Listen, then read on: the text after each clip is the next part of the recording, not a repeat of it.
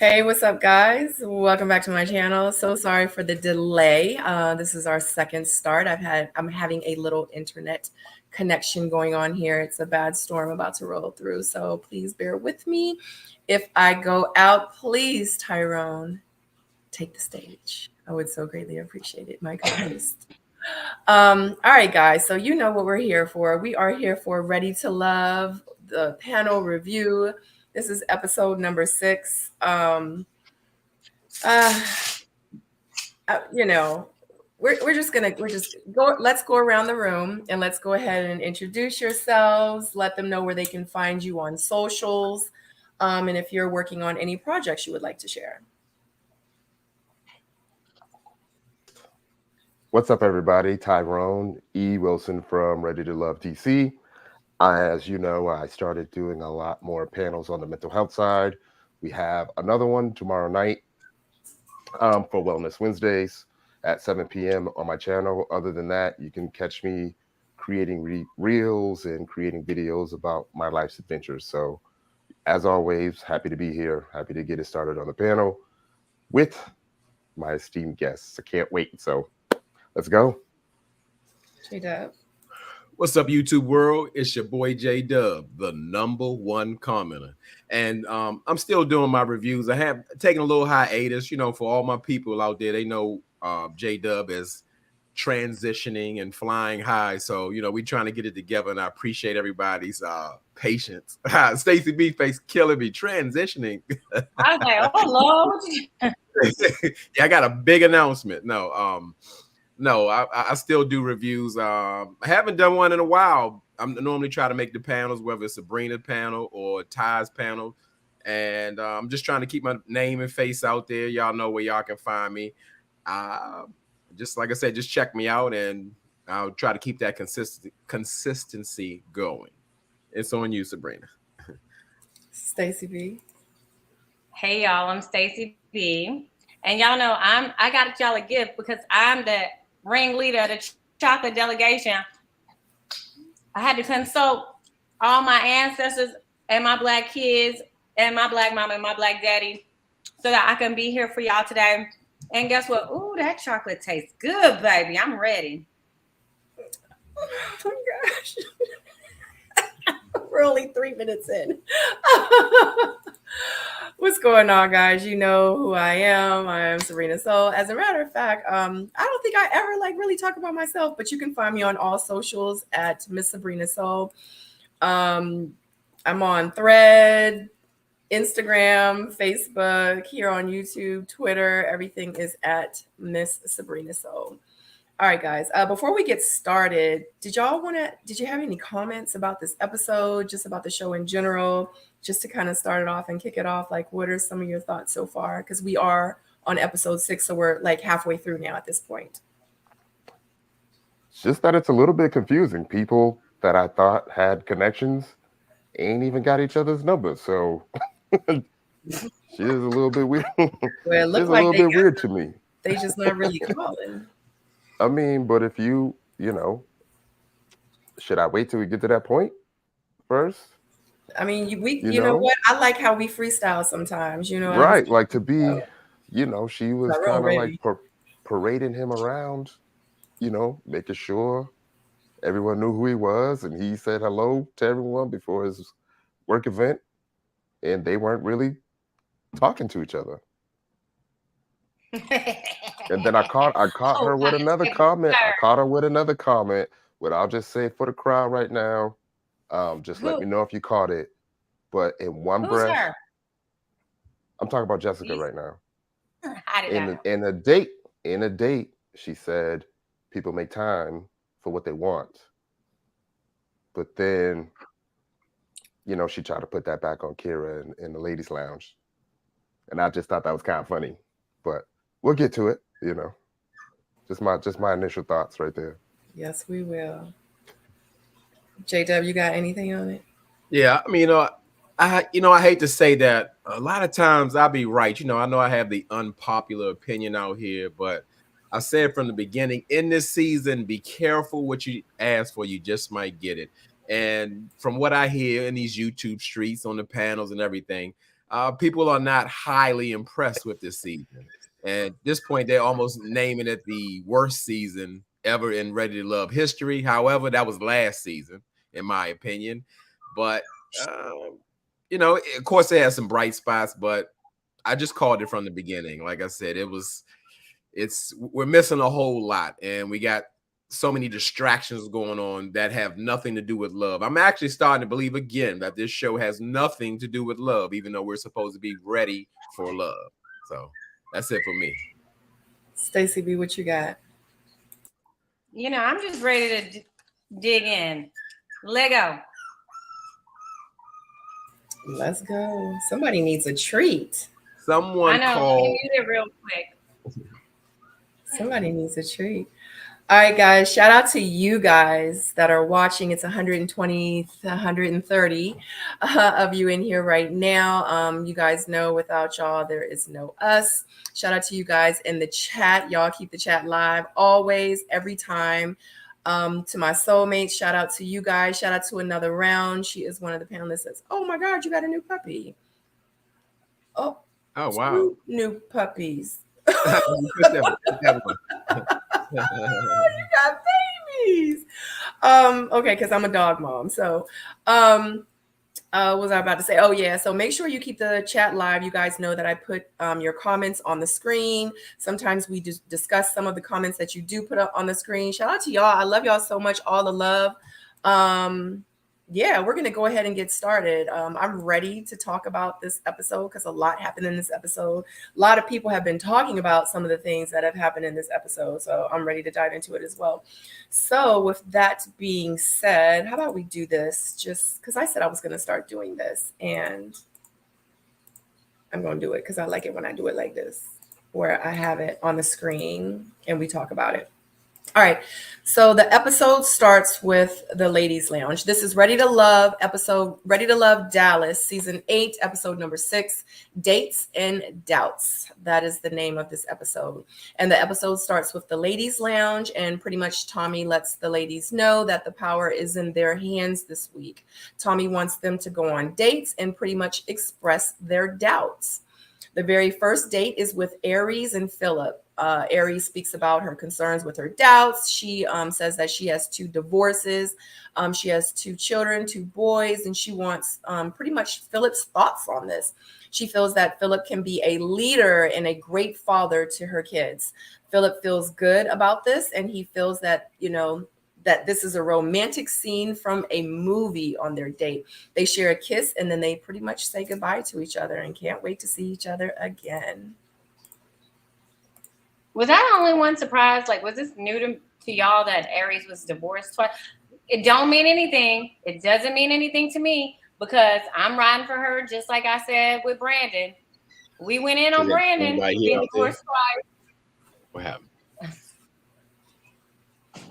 So I'm just saying, love me some Aries, but I mean, where was that selective outrage then? Like, keep it consistent. Like, the ladies went in for no reason. And granted, I don't care that Aries has been divorced. I think it's beautiful. I think, you know, you have pros. Yeah, it looks like we're just finding that out. But was it with the same person? There's nothing to cancel. Go away. Oh, somebody's saying. Oh, that was my Siri. I'm saying I can't hear y'all, and Siri has entered. My apologies. I'm not sure. I think it might be. She want to be part of the panel. Yeah, Siri, you can't be on the show. Cancel. Please. Yeah, I think it's different if it's with, you know, I think in Brandon's situation is with the same person.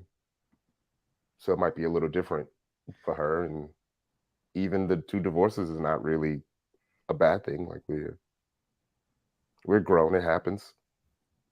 Happens. Mm-hmm. What I miss, Siri? Oh, don't say that. How much of a red flag would 2 divorces be, J-Dub? Oh, well, hey, you know, Siri. Don't say that. Stop saying. Don't say that, Stacey. Yeah, I mean, I'm in agreement. You know, it's life. Everybody has different situations and different circumstances. it happens. I don't look down on people who have multiple divorces, marriages. I would say they are they want to continue on. They don't want to stop. And I don't ever believe in, like, of course you have lessons in life. However, you shouldn't block things out. When I say block things out, things that you could be open to, because you never know. You say, I'll never get married again. I'll never do this. I'll never do that. You might miss something that you really need in your life. So yeah, I don't even see it as a red flag as well. And Aries is still a star. Exactly. That part. Yeah, I don't see nothing wrong with it. I mean, he's the only one giving like authentic right now. Like when we're searching for hope in these episodes, and we're trying to find something real, you gotta pan over to Miss Aries, because she's seeming the most real out of everybody right now. Yeah, it's like production is talking to us. So every time there's something a little bit trifling on the screen, they'll show Aries sipping on something. Oh yeah, bring us back she a little showed bit. us like that. Mm-hmm. Yeah, with her face. Where is it? I got that picture too. Here we go. Hey, can you come get them, please? There you go. And I wanted to speak on something in this scene, if I could. Let's be going. People never really bring up, I guess, the importance of, like, when people have like children from previous marriages or relationships, and they're looking for a significant other, how it would be almost impossible to ignore that. I guess your new mate would have to align with your situation. They can't be separate if you're going to be in a serious or committed relationship. And some people will say, well, no, I'm not looking for a father for my children. However, if you're planning to be in love, be married again, this person is going to be a significant part of your life as well. So it is important what type of influence or presence or environment that they bring around the children. It can't really be separated if it's something serious. So I wanted to bring that up. Agreed. Yeah, I feel the same way, because I know when I date, like, the first thing I think is to myself is, I wonder, is she gonna like him? Or I wonder is, like, how she gonna feel about him? Like, and I look at his mannerisms as well, because I know my daughter. It's my daughter. You know what I mean? So just like, I'm sure y'all have kids. All of us have kids up here, and we know our kids, and we know, like, if we see somebody or we're hanging around someone and you're thinking like, I'm kind of feeling them, like Ty gonna be like, daddy, you know what I'm saying? Like, so, and it's like, I always keep that like in the back of my head. So for her to, say like, like, I feel like Philip can be a leader, and I think that he could be a good father to my boys. That's serious. And to even make that statement and that comment about him, I thought, like, spoke volumes. I was like, wow, like, she must really be feeling this guy. And the way that they embraced each other, like when they were getting ready to leave, it honestly just looked like they did not want to leave each other. So I thought it was very genuine. I thought that I enjoyed the connection. I enjoy watching it. I didn't see it coming, not that strong. But I'm here for it. I think he seems like he's a great guy. I think she has a beautiful spirit. So we'll see. Yeah, I think they align well. Her doubts have been taken away from his responses. It seems like they're being true with the journey, because, they said it feels like a long distance relationship. So that means they ain't doing nothing, hanging out outside of the show, which is always, kind of helpful.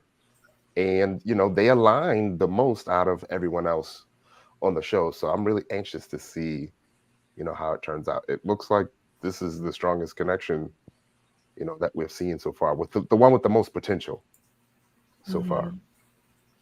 Yeah. And did y'all peep those two kisses, like a kiss, then another kiss? I said, okay. And I loved Phil's response, because that's when we found out he had a daughter.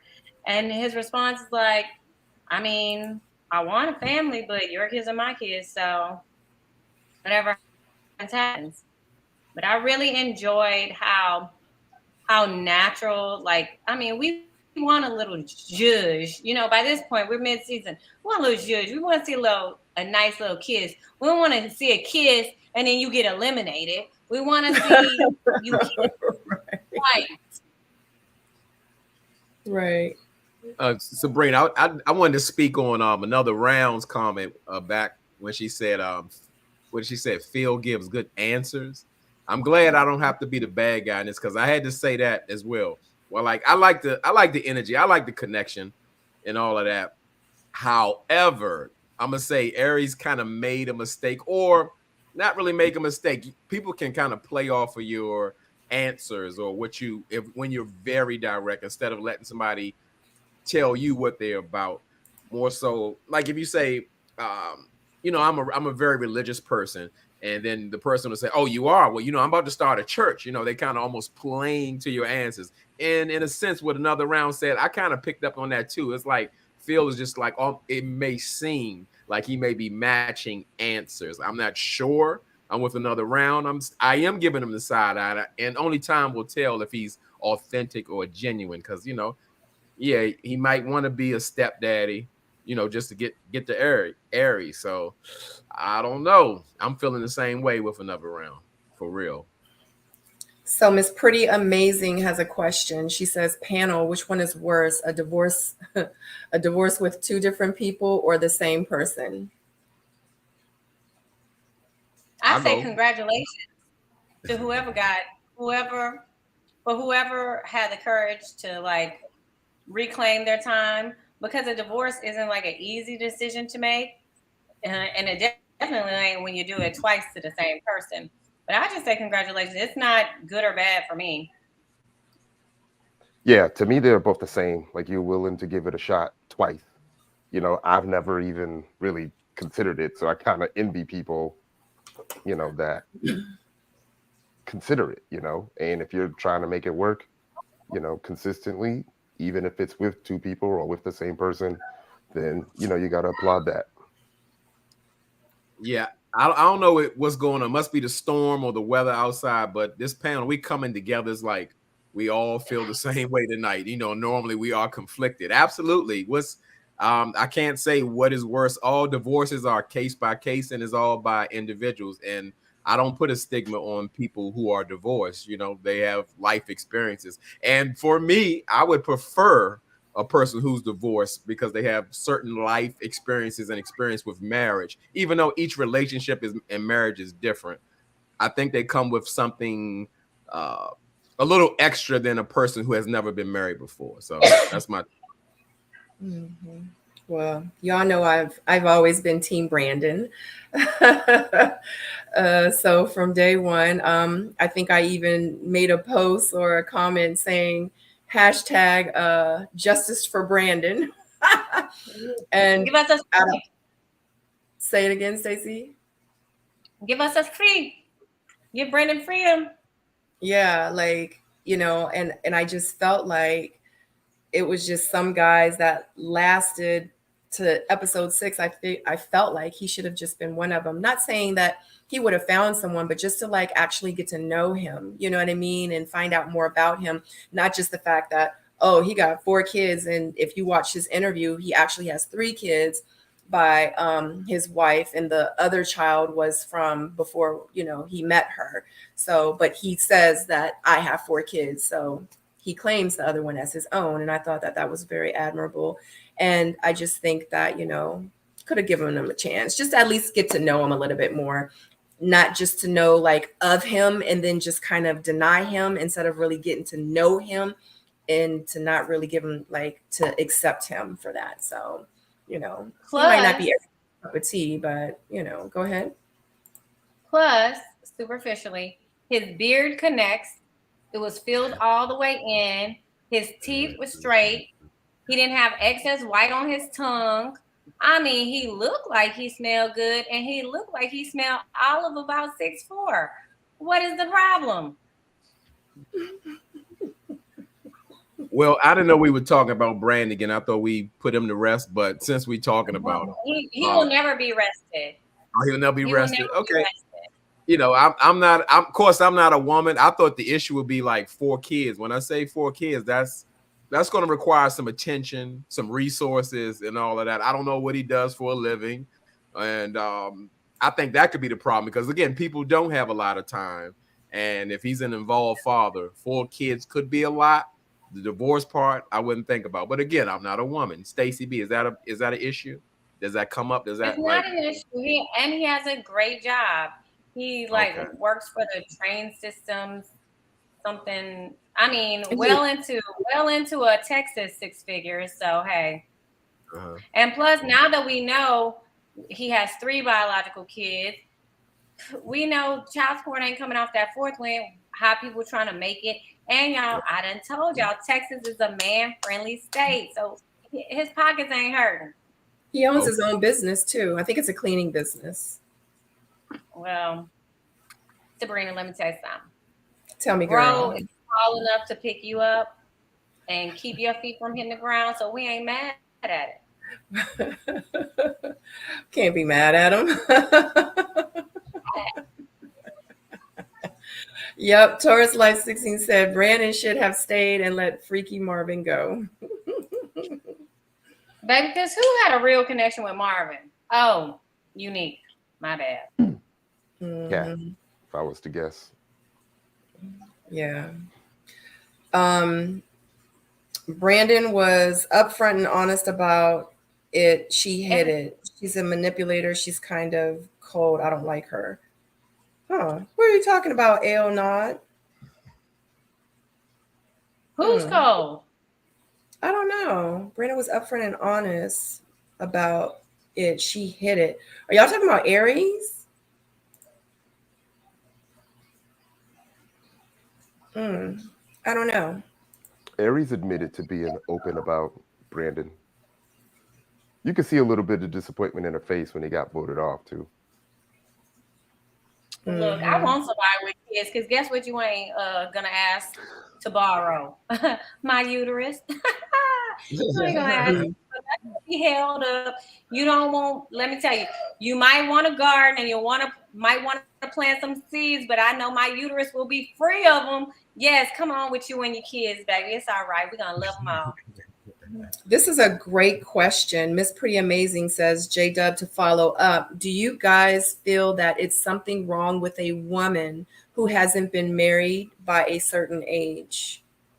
Absolutely not. I mean, everybody has their own experiences. Like I said, my preference, my personal preference would be a woman who has been divorced at least once to have that type of concept of marriage, even though, again, it's different.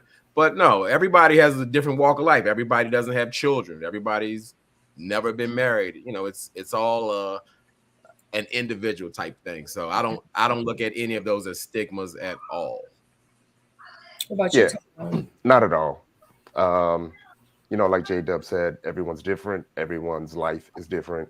Now, I'll be honest, if she said something like she ain't been in no relationship by a certain age, then that might be a little bit different. But marriage is a big step. So if you take that seriously, and that's not something that you're just going to jump into easily, and you want to take your time, and you want to make sure you get it right, and you just haven't gotten it right yet, there's nothing wrong with that. Yeah. Great point, Ty. I'm here. Okay, so I'm gonna have a problem. Y'all gonna have a problem with me. So I've really tried to date, to consider guys who have never had kids or who's never been married, and I just feel like that's not my cup of tea. Because, like, all right, remember, I'm 40-ish. So when you get to this age and my experience, and I'm not saying it as a negative thing because that's what some people like, but I have children. My life is always like going around, like I need someone that can be flexible, that can operate like on a whim. Like we might be going left. Okay, now we need to make a right real quick because somebody got something or something happened. So in my experience, I don't feel like I mesh well with people who have not been in long-term relationships, a marriage, engaged, or doesn't have a kid or two, because in my experience, they have not been flexible for me. I feel like we bump heads because like things where I'm like easygoing because I have the experience of kids and I know how to be selfless. You know, these people, they've only had to be like me centered and they only operate on their time. And I think like that adjustment is harder for them. No, we're In on my the same experience. page. Yeah, we're on the same page, Stacey. I mean, again, that's like having experience of being married previously, as well as with children. Like you said, a person who has never experienced either really couldn't understand why you be so devoted, or you can't make room for them, or you have to make adjustments. They're like, why we can't go out? I don't understand. I'm here, you here, and yeah, they would be more self-centered. So I get it. It makes sense. So does anyone have anything else to say about Aries and Philip's date? I can't believe y'all kind of feel like that he not really being like he got all the right answers. I don't see that. I feel like he's being genuine. I can see that as well with the guy. I can see. I'm happy for Aries because I really want a connection, like a genuine connection for her. However, I did observe like it's J-Dub and Ty. Like I felt like, I know it sounds so stupid because they be like, well, what kind of answers do you want? But when something is too right, when you giving too right of an answer, when you're using cues, like all of us, like we know, answer a question, like, you know, when you go to school and you're writing an essay, include in your first sentence part of the question when you're answering it, right? So, I mean, we even saw that with, what's the guy named Tony and Morgan in Miami. I'm a believer, like I'm a child of God. Oh, let's pray. Let's pray about it. So I just feel like, you know, when you answer a question with a portion of the question, I'm always gonna be like, let's talk about Will. Oh, you go ahead, Ty. Yeah, I mean, I'm not hating on them. Like I said, they align well. If I had a concern, it would be, you know, if there is other competition, like within the group, aside from Aries. You know what I'm saying? Because I'm feeling like, you know, Phil is looking around and he's seeing that, you know, pretty much I don't want to say his only connection, but from what we're seeing, Aries may be his only connection in case, I mean, unless, you know, Kira jumps into the picture at some point, but we're not seeing, you know, a lot of other, and that's going to sound bad, we're not seeing a lot of interest from the women towards Phil. So for him, it's kind of easy to just, you know, go at Aries and everything is working well. He answers all the questions. They fit. Why not, you know, go forward and see what happens? Well, I'm glad, like I said, another round brought it up because I was definitely going to bring up that maybe it's not really all the way what it is, because I would have liked to seen Aries ask another question. Just say, how do you picture family life, or what are your goals, or what do you want out of life? Not this is what I want. And then you say, yes, that's exactly. I always wanted more kids. Actually, I prefer already made kids. I prefer your kids. I've been dreaming about being a father to your kids. And she's like, yeah, that's it. You know? Oh yeah. No. Yeah. Yeah. I always wanted 2 boys, 2 years apart. Oh, lucky for you, I have 2 boys exactly 2 years apart today. Yes. Yeah. Like my gosh. Right. You are just so dreamy. Right. And it's starting to come out in the comments. I can tell people have been looking and feeling, and they just didn't want to say it. You know, I even saw in there J-Dub's a hater. No, J-Dub brings the other side to things. You know, I'll say some things that people won't say or bring up. So that's what it is. J-Dub's never hated. Yeah. Some hating tendencies. Well, I mean, you know, it's subjective. You know, I don't have nothing to hate over. You know, J-Dub does all right. He's doing well. You know, it's not an issue or problem in any aspect. I'm done. You know what? If you would have brought your chains today, we would have gotten the point that you're doing well. But you left the chains off, and it's just a white tee. So we just assumed you were a hater. You have the hater white on. Well, you know, like Rashid, I had to kind of downsize. You know, I still got the Rolly, and it's definitely real, but the chains had to go. I couldn't hold on to them. You know, yeah, we need to see that Arab money. Yeah, Yeah, he said need that. I want to really put Habibi to rest because he wasn't worthy of the attention, but he had the nerve to come on TV with the Punjabi MC look from the Dubai airport. You know, we had to speak. But I feel like you're giving him too much credit. Like it was more like Punjab from Annie. Like it wasn't even like Dubai. I agree. I totally agree because I don't even know if he ever really been to Dubai. We just going off of his word. He said he was. Yeah, that's what people say. A lot of things, you know. That don't mean it's true, but you're right. You telling our age. You talking about Punjabi off of Annie and stuff like that. You know, some people won't know what's going on with that, but we're gonna keep going. He was the hero, though. He was the hero. He unwrapped it and saved her life. Look at that. So maybe Habibi is like a hero in the waiting. He just doesn't know it yet.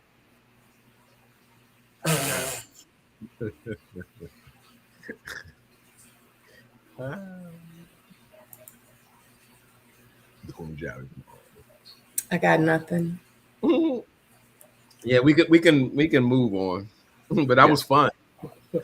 Good for them. Don't mess this up. Oh, you're ready to move? I was just thinking to move on too. Oh, you like to move on too? That's exactly what I do. I move from one situation to another because we have to continue to move forward. You're so smart. How could you read my mind? Yeah, because I love school. I love learning. I love people. You know, really? Because I'm a teacher.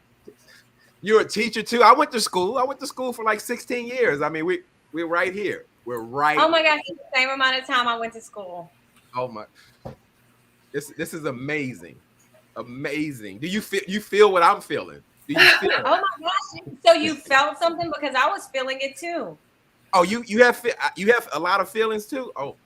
I don't know what we're doing. I don't know what we're waiting for. Go ahead, Sabrina, with Miss Sierra and Christopher.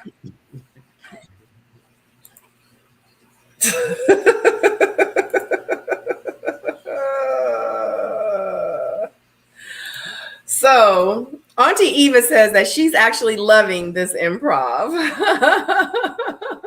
That's probably one of the best parts of this show when they did the improv. I mean, I didn't like every scene, but the improv was working. They should do that improv situation more often. It brings people's personalities out. Oh my gosh, I thought that was so awesome. And so I'm so glad you brought up improving today. Like, how did you know? Because I actually studied improvisation, you know, so that was my major in college. I know you never heard of that major, but that's what I've majored in, improvisation. You know, that's so we're here. We're right here. We're right here. Oh my gosh, I'm so there too. All right. So are we ready to talk about the Birkin in an Uber? We're always ready. Child, sure. Listen. Go ahead, Ty. I'm interested in your perspective on this one here. Oh, okay. Yeah. I'm running. You want me to go first? Yeah, why not? You on time. You had to talk. All right. So, like, when this all started, right, he was saying some things about himself. He was saying that he's into fashion. He's saying that he's paying attention to what people like. So that sparked interest in her. And she said, well, I like Birkin bags. You know, I like Chanel. So, you know, we talked about this in Houston, like, don't block your blessing. You know what I mean? If it was me and someone was talking about something like that, I would want to explore that. You know, you like Birkin bags? Okay. I like Breitling watches. You know, tell me more about that. Is that something that you're investing in? Is that something that you're wasting money on? In the end, she didn't ask him to buy herself a Birkin bag. And when it came back up and he was like, if I was going through a rough patch, even then she said, if I want the Birkin bag, I'm going to buy the Birkin bag. You know what I mean? So I don't know why he brought the rough patch up thing. I don't know why he felt like he needed to support her or save her. You know, he could have approached it like, hey, she already has Birkin bags. She bought the bags before she even met me. If I have someone that can afford Birkin bags, and if we're together, that means we can afford Birkin bags. Why is that a bad thing? Why are we talking about, you know, rough patches? Why are we talking about leaving me if there was a rough patch when even when he asked her, I think her exact words was, why would I look at you different? You know, so maybe, you know, it was just something in him. But I feel like if he brought up this rough patch thing, I feel like in the future, if there is another rough patch and it's not Birkin bags and it's just a dinner that she wants that he can't do at this time, I wonder how he's going to feel about himself, right? Is he going to feel like he can still provide and make his women happy, or, you know, would he be depressed because, you know, I know what it feels like to not be able to do those things. So, you know, conversations are different for people that are what's the phrase I'm looking for? Financially stable. So subconsciously, your thoughts and your questions and your approach to life is different. So, you know, maybe based off of his experiences, that is a huge deal to him for this type of conversation, for this Birkin bag topic to come up. But personally, I would want to explore more. I would want to hear more about that. And I wouldn't have taken it personally at all. But, you know, that's just me. And if that's him and his feelings, then of course we got to support his feelings. There may have been more to the conversation that we didn't hear. But from what I heard, you know, that would have been my approach. Wow. Like I said, the spirit of Phil is pouring over this panel. Like, Ty, we're right there, because yes, he should have taken a total different approach on it. I think in this scene, he was triggered, and obviously it has something to do with like some type of financial situation, or maybe a woman took advantage of him, or I'm not sure what it is, but it's something there. He gave it way too much energy. It could have been a general conversation. I do kind of agree with the point, even though her taking an Uber doesn't really relate to what her financial status is. However, it could have just been a conversation. Like, so yeah, tell me about your interest in Birkin bags, or what does that mean to you, or how did you just get into it, and just find out where it's at. Because even if she was asking for one, if you're just meeting someone and y'all discussing Birkin bags, you know, you could just let it roll off your shoulder, because it's like, I know we're not talking about no $50,000, $25,000, even a $10,000 purse when we sitting down just having a conversation, meeting for the first time. So yeah, it's he played himself on this one, and like he really kind of exposed his I'll call it emotional instability. I'm gonna go that hard on it, because it didn't cause for that much energy. And I definitely wouldn't have participated in it like that. And I mean, if he wanted to talk about it, he could have just, again, continued to explore her expectations or her lifestyle. Because if you got a $50,000 purse, you should have $1 million house and a $100,000 car and whatever's come with it. Because that's a lifestyle kind of thing. That's for rich people in real life. You know, that's a thing. So yeah, I'm gonna give it to Stacey B. Look what you got, Stacey. Well, I couldn't disagree with you guys anymore. Okay, so I felt like this date was dry and dusty as hell. Here they are just saying dumb stuff just to occupy the time, wasting our time, and then without any like preface to the whole, like, I can see it throughout the previous episodes. Like, I think we know she's a designer, like her career is fashion oriented, but I think that maybe I think that would like maybe fetishes, like designer fetish, or like collection memorabilia, things like that. If that had been brought up, then maybe the whole Birkin bag comment would have made sense. I'm kind of with Christopher. Like, I can understand, I can see how y'all could feel like maybe it brought up some insecurities in him. But let's talk about what like real relationships are made of. If I am the main income provider and something happens where I could not furnish the lifestyle that you're accustomed to, and I cannot, meet you where we're used to meeting for a short period of time, you gonna go buy a bag or you gonna pay the light bill? I need to know what your mental of like what kind of person am I dealing with. So we saw like where the conversation was kind of superficial, and Christopher showing his actual maturity and maybe with a snap dab of insecurity, probably from being burnt. He probably didn't overpay for somebody, took somebody to Mastro's and they ain't go home. Something foolish. However, he changed the conversation to something mature and adult. And then in that, it still wasn't we couldn't match. Like, you see two people that aren't even attracted to each other, have nothing in common, don't have anything to say to each other. Even if she would have said, I like baking cakes, I'm sure somebody would have had a problem with it because this ain't it. This just ain't it. And, I'm sure his comment about the Uber was a little slick because he know more than what we know. He's there. We're here. So he probably like, girl, you acting like that, but you took an Uber. Because we done seen some people's lives. So. And some of these baking programs. I will go out and say that I appreciate Sierra and her personality. She has been one of my favorites so far. I just thought this was like the wackest, driest, biggest waste of Birkin time we could ever have. Like, come on.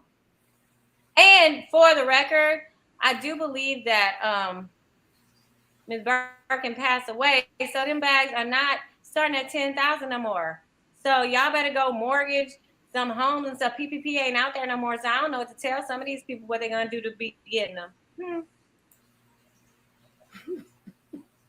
Yeah, but you can't be like clocking other people's money.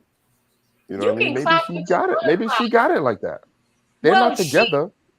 On the last date at the Improv, she said, "Oh, what does it take to have a baby? I got money." So we know that she's good. Her coins sitting in the bank. She said it more than one time. She said the money thing more than one time.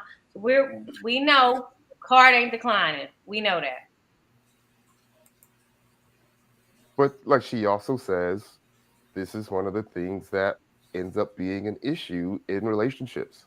Like, and even if we were to take it down a notch, like my sister's a single mom with a home, just something simple like having a home, I've seen that be intimidating to some guys who don't have the home. So, like I said, I don't think he needed to block his blessing. She, from what we saw, wasn't asking her for anything. And if she's financially stable, why not explore that as opposed to saying that's too much? Well, guess what? Having this conversation? Because that's subjective. The blessings in there, he ain't blocking no blessings because the blessing wasn't landing up on a sheet. The best thing that I can say from there is they are friends, are frenemies, one or the other, but they ain't anything other than that. Wasn't nothing coming from it, going to it, leading away from it, nothing. That was dead, dusty, dead, RIP, kill it, dry, chocolate, cake, dry. No, powdered, little pirouette, dry, dusty, make your mouth, them little cookies, they don't have no moisture in them, with the little powdered sugar on it. No, dead, kill it, dry. Said the church's biscuits. Worse than church's biscuit. KFC biscuit. Tell us how you really feel, Stacey. Dry. No. Dry. The date was dry. The connection's dry. Dusty. Hang it to dry. That's like, we ain't even put no fabric softener, no dry sheets in a dryer to spin it around and dry it. No, it's just dead. It's clunking like you put some shoes in the dryer. Bump. Take the shit out and let's move on. Bingo. What she said.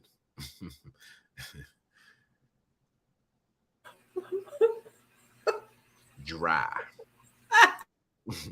Can y'all imagine like my children living with me and this is No, I'm sure they've adjusted and it's rubbed off on them perfectly. And I think it's great. I think because my mom rubbed off on me. So, I really enjoy what you're doing right there. You're giving of yourself and a personality. You're a great mom, Stacy. And I had a great mom too. So I enjoy great moms. Oh, I'm so glad that you enjoy great moms because I too had a great mom. Here we go. Don't we have great moms? That's great. Oh my gosh, another connection.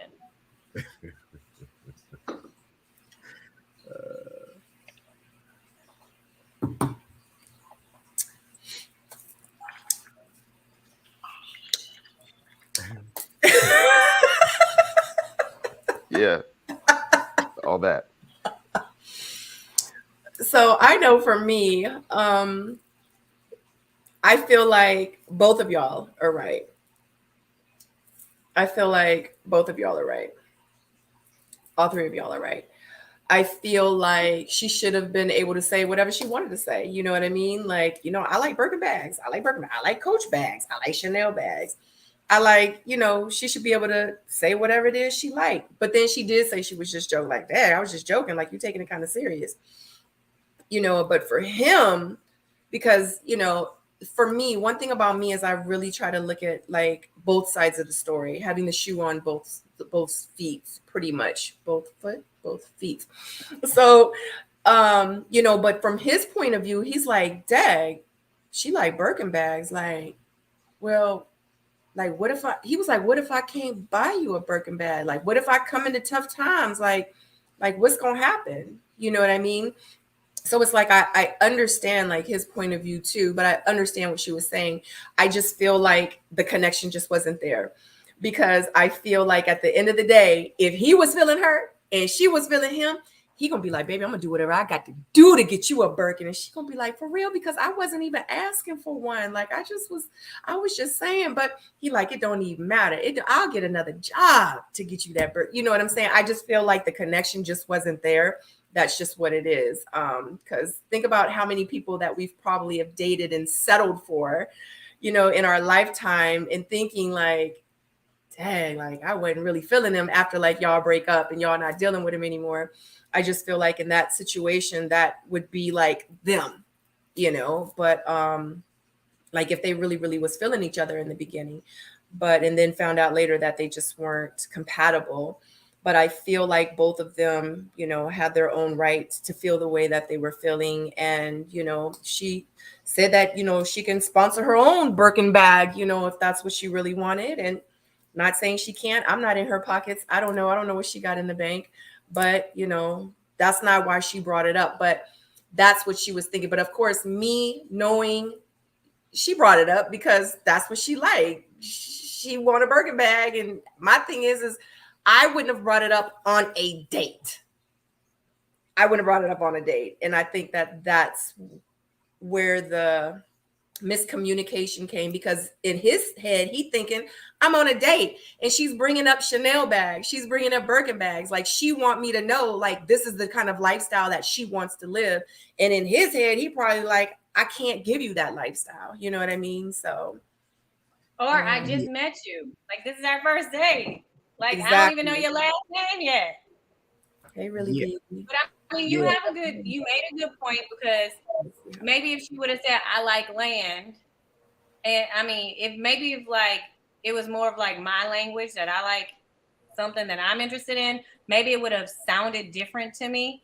But I feel like she was right. There's nothing wrong with her and what she said, but y'all know how I feel. It was drying away. I can't even try to make it make sense to myself. Not a connection. She shouldn't try to be different to appease him. If that's what she likes and that's what she's used to and that's what she can afford, put it out there. If he ain't the one, he ain't the one. Well, the spirit of Phil the spirit of Phil has left us. At this point, no, I'm in disagreement. Now, Sabrina, I noticed, like, I watched some of the panels that I wasn't a part of, and we're gonna go with you're saying. When a man wants you, he's gonna be there. He's gonna show you. He's gonna do whatever you got to do. But speaking from a certain delegation of men, we're gonna stop and draw a boundary at Birkin bags, especially. He says that it's no longer a $10,000 starting point, especially on a first date. It comes off very materialistic. Granted, you got your Birkin bags, you bought them all. Congratulations to you, and hopefully your Birkin bag journey continues without me, especially on a first date. It sounds ridiculous. In my opinion, Birkin bags are for wealthy people, lifestyle people. Like, everything goes with, you got Gucci sheets and expensive cookware. Everything is expensive and lavish and all that. That's a lifestyle.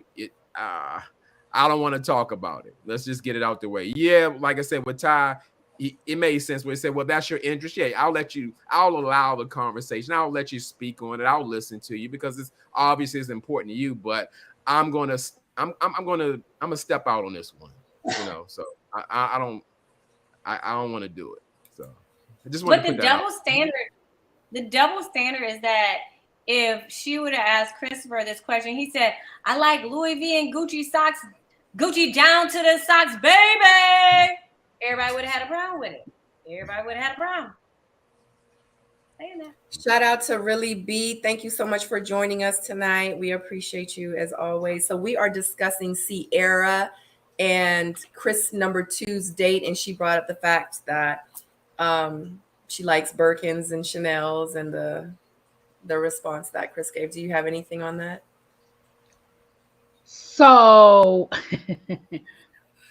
my response is probably not going to be a popular one. I agree with J-Dub. Like, I think we get a lot of things twisted when we talk about fashion, and Sabrina, you're in that industry, so I think you understand. There's a difference between saying I like designer bags and I like a Birkin, right? Real Birkin bags, like, I don't even think people understand the process of getting a real Birkin bag. Like, you have to go to Hermes. Hermes is appointment only. You have to get a card that gives you access to the Hermes store to even get the privilege of buying a real, I keep saying real in Birkin bag. And I know that it may not sound like a big thing, but at the end of the day, on a first date, saying, would you be able to somebody that you're literally just meeting, I just think that's ridiculous. And for her to have a problem with his response, now you can have issues with other things that that you might have felt about Chris, but that, to me, that ain't one of them. Because the average person, I mean, I'm gonna go on to speak for all of us, whether you live in a nice house, got money in the bank, the average person is just not in that position. And so I just felt like her reaction, I felt was ridiculous. Now, if it's other stuff, just say it's other stuff. But for you to hang it on a Birkin, right? Like, shoot, the average dude would do that for over a Louis bag. I'm just meeting you. Why would you even bring that up? Exactly. That's how I feel too. And you missed a point. How do you get a card to the Hermes store? You gotta know somebody that's a regular client of theirs to give you a referral. It's how you get the card. One of my closest friends, she's all into designers and all this stuff. Like, this is like, and she reminds me a lot of like Sabrina. Like, you have an eye for things, you know what I mean? It's not just like with her, it's not just like about design, it's about the quality, it's about like something exclusive, like nobody has, like these things. And so I understand, and I'm not knocking it. So I don't want anybody to think that I'm knocking anybody's love language or anything like that. But I guess where I'm at in my life is I'm like paying generational wealth. If I'm buying things for myself that I realistically can't pass on, or it'll be gone if my house burned down, I'm just not there anymore. So it's hard for me to relate to that. Well, Merritt in the chat says, well, that's why she said she was joking. She wasn't joking because she brought it up in the lounge. If she were joking, it just would have been a ha ha. And she would have, the fact that she brought that up as part of her reason in the lounge, she wasn't joking. She really felt some kind of way about his response. Now she might have felt like, okay, it's ridiculous for about like a Birkin, but she really felt some kind of way about his response. She said it. Well, somebody else in the chat I saw earlier has said she had gone live, I guess, after the episode, and she has several of the bags and she showcased them. So I believe that she has them and stuff. It's just I believe that she has it, but she has access because she's in the industry. You understand what I'm saying? Yeah. I absolutely believe that she has them. I'm not doubting her closet at all. But what I'm saying is not us, but she throwing it out there like that's just it's just nothing. And it's not. It's something. Like, don't let Offset buying Cardi a Birkin every 5 minutes have people fooled into thinking it's that easy. That's all I'm saying. Again, it just, for her to hang her opinion on that was just, but I'm done. Yeah. I'm done with this too, because like I said, it was dry. Hey, Tyrone.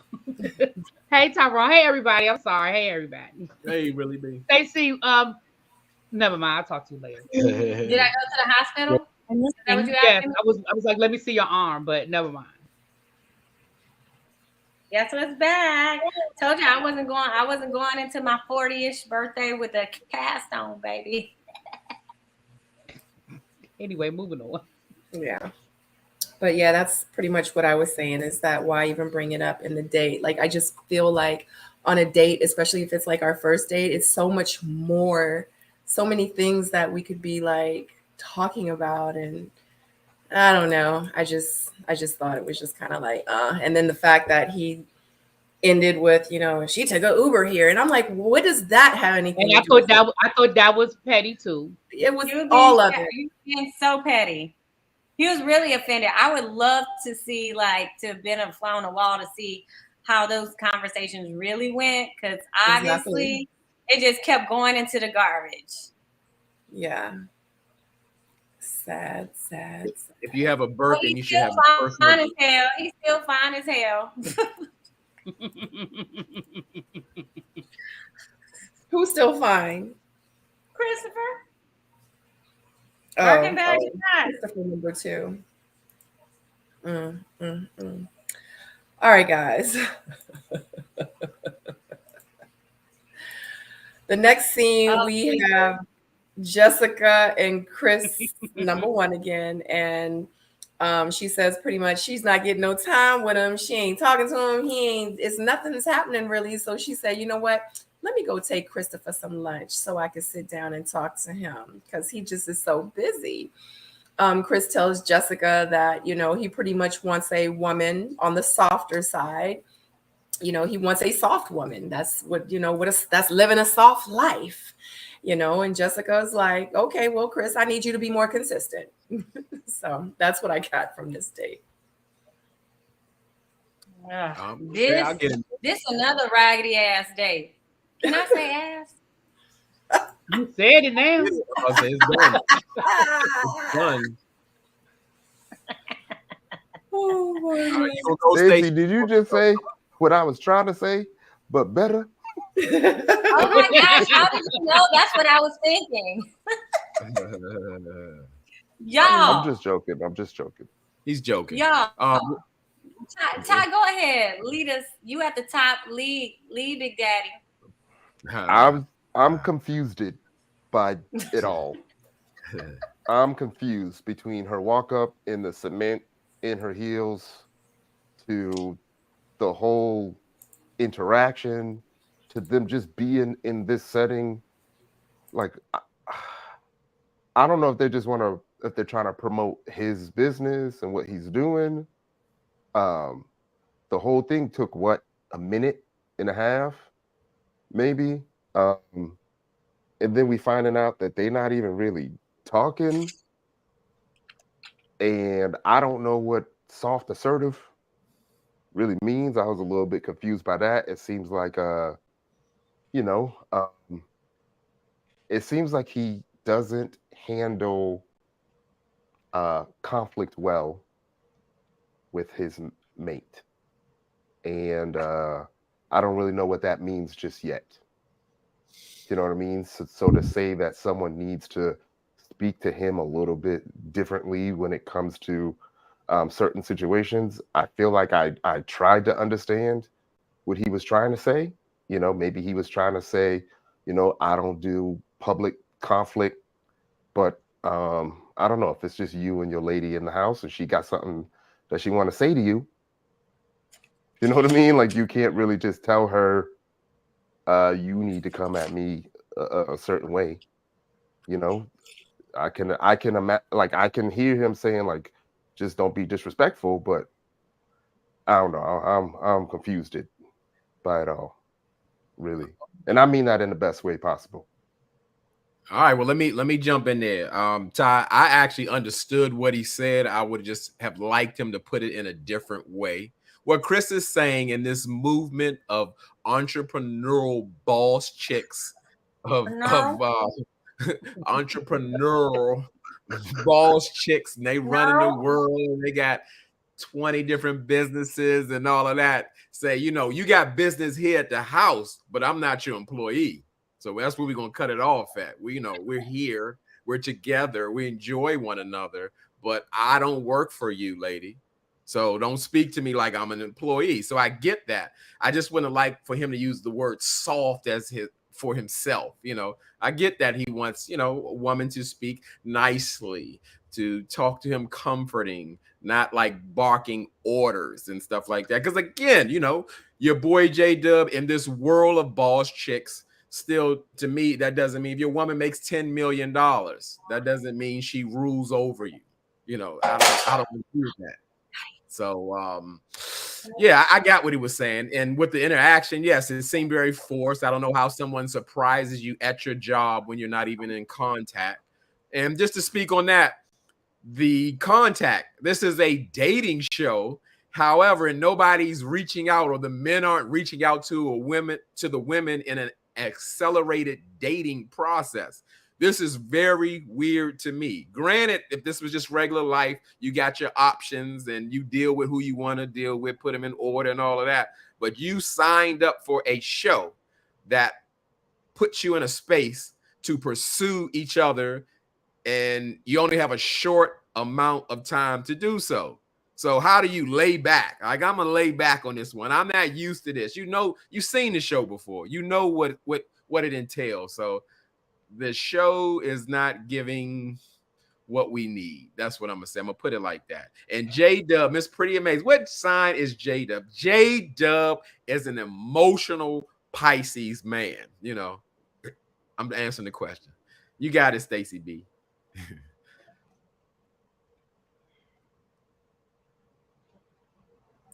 Sorry, I had to unmute. I'm on my best behavior. You know, y'all full of it for real in real life, because what you talking about? First of all, he said you're in a nice gentlemanly way. Like, men can't win sometimes. I mean, women can't win sometimes either. But in this instance, neither Chris 2.0, not Chris 1.0, back-to-back scenes, neither of the Chris's can win. He said it in a nice, gentlemanly way. Instead of saying, you loud as hell, I don't like the way you coming at me all the time. Last week, you done dragged me. Last week, the week before, you done dragged me through the barn at the hoedown, dragging me by my collar, trying to rah-rah for me. And then you asking me why I'm not calling you when you ain't even call me. I don't even have your phone number, sis. Then what he's saying, I would like you to not be as assertive. It can mean one of two things, which we know, I mean, from Ladies Lounges, we know like she's like besties with Janelle. So I'm thinking she might have a little bit of spice to her that we're not seeing. Like, come on now, let's be real about it. Word gets around. And if you hear somebody will pop off, then you want them to tone that down too. Like, he did her a favor by saying, all right, like you team too much and I need you to pipe it down. He was like, well, I would like it if you could be less assertive. He was finding other words than the typical aggressive, like the stereotypical dog whistles people like to give to Black women.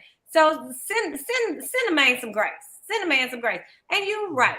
Just like the conversation in the scene before, the food was dusty and dry and wasn't nobody doing but taking a fork and pushing around that rice on that plate or the corn, whatever the hell it is.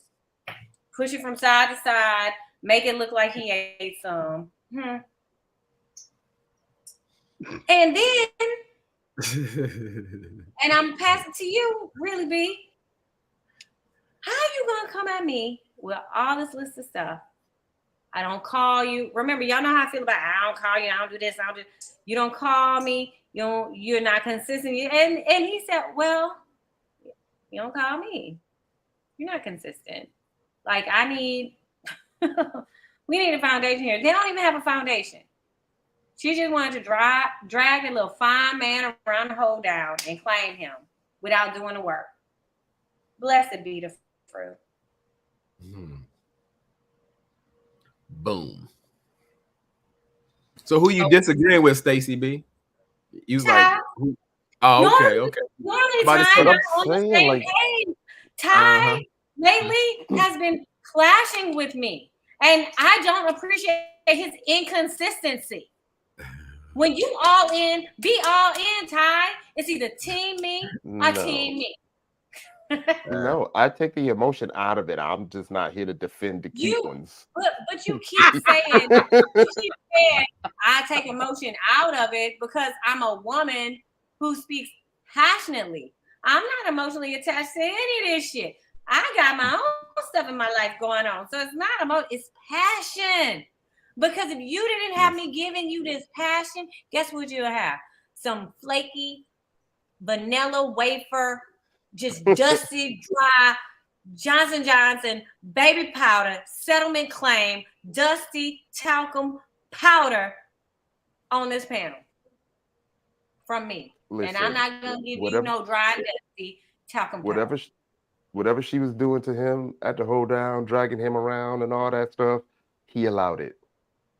You know what I mean? So if he let her get to a point where he about to burst, then that's on him.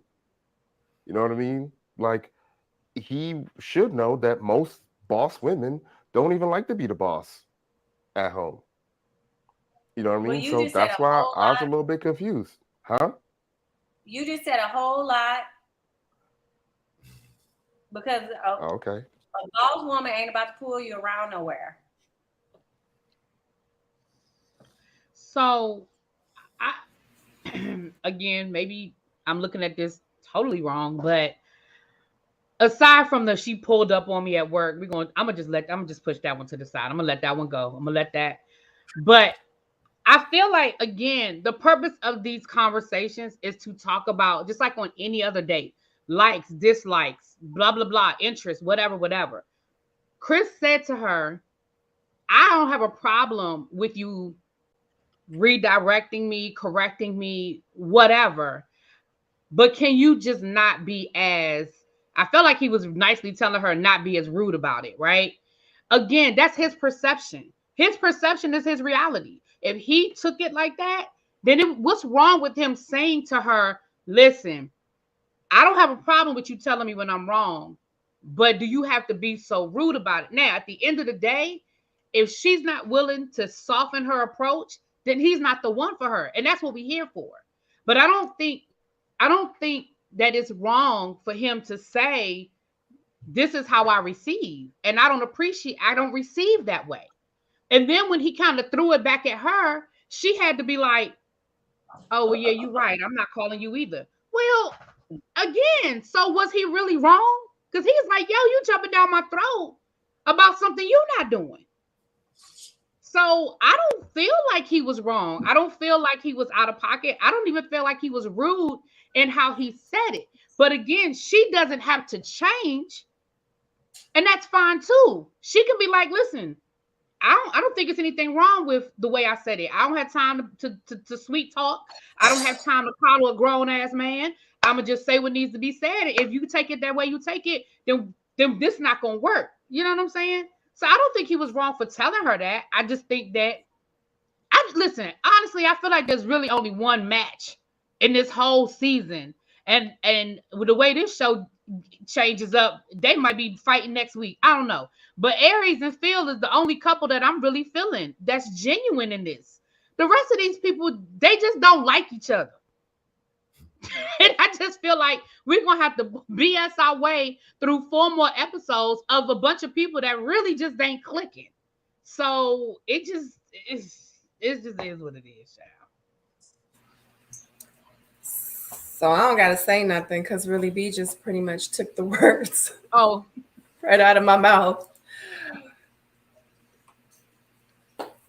Y'all got anything else on Chris and Jessica? I'm shocked that Ty was searching for the answers or why Chris was saying what he was saying. I'm shocked. That's all. Baby, he was How? reaching like somebody trying to climb up the castle on Rapunzel's hair, baby. Listen.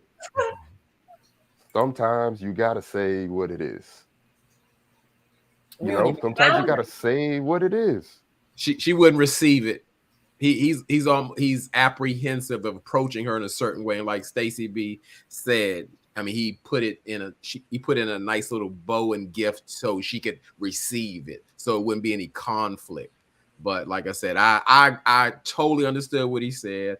I agree with what he said with the part of referring to himself as soft. That's just my personal preference, or I prefer not to. I don't think he was calling himself soft. He was saying that he wanted her to be softer. I think he referred it to himself as something like soft. Run and take back. But black men deserve soft energy too. No. Nothing wrong with establishing a boundary and saying that, what I want for myself is, every now and then I want you to be a delicate African violet, my baby. Nothing wrong with that. So you weren't listening. I said I totally agree with what he said, and I subscribe to the school of Chris. Like I said, for me, in this cruel, cold world, when I come in your space, I need you to treat me nice. I need to feel you. I need to feel like you want me there. You need me there. That kind of thing. So not like you're barking orders or you're giving directives. I don't want none of that. So I'm with it. It's just I thought I heard him also say like he referred to himself as soft. So we'll go back. He didn't. There was something about anger easily. Do we know what the exact words were? That's in my notes. Something about being angered easily. Being aggressive, and that like he's like, I know you got a personality pretty much, and I know like you can be. He's like, but I just need you to be a little bit softer. I don't think he was saying that he was soft. I could be wrong. You could. But I feel like Ty is right. I don't know if it's this date or last episode where he talked like maybe in the past he used to get like angry easily, and that's something he worked on. So I think that he's just like in a let me protect my peace. Like I just want people that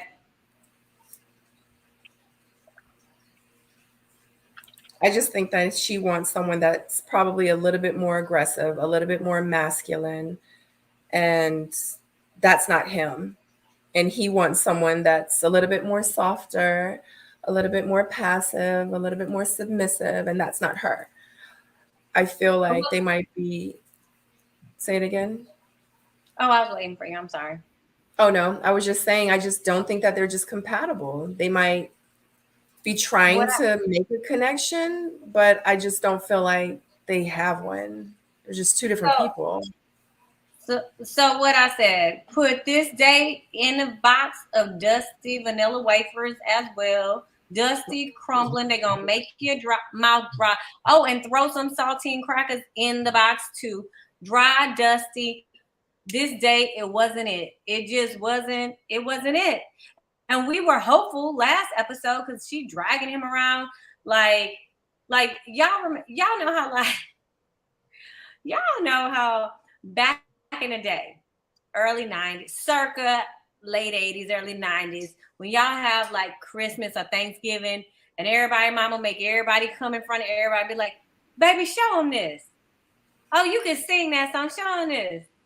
Oh, you know how to hit that dance, show them this. Mama got $5 on it.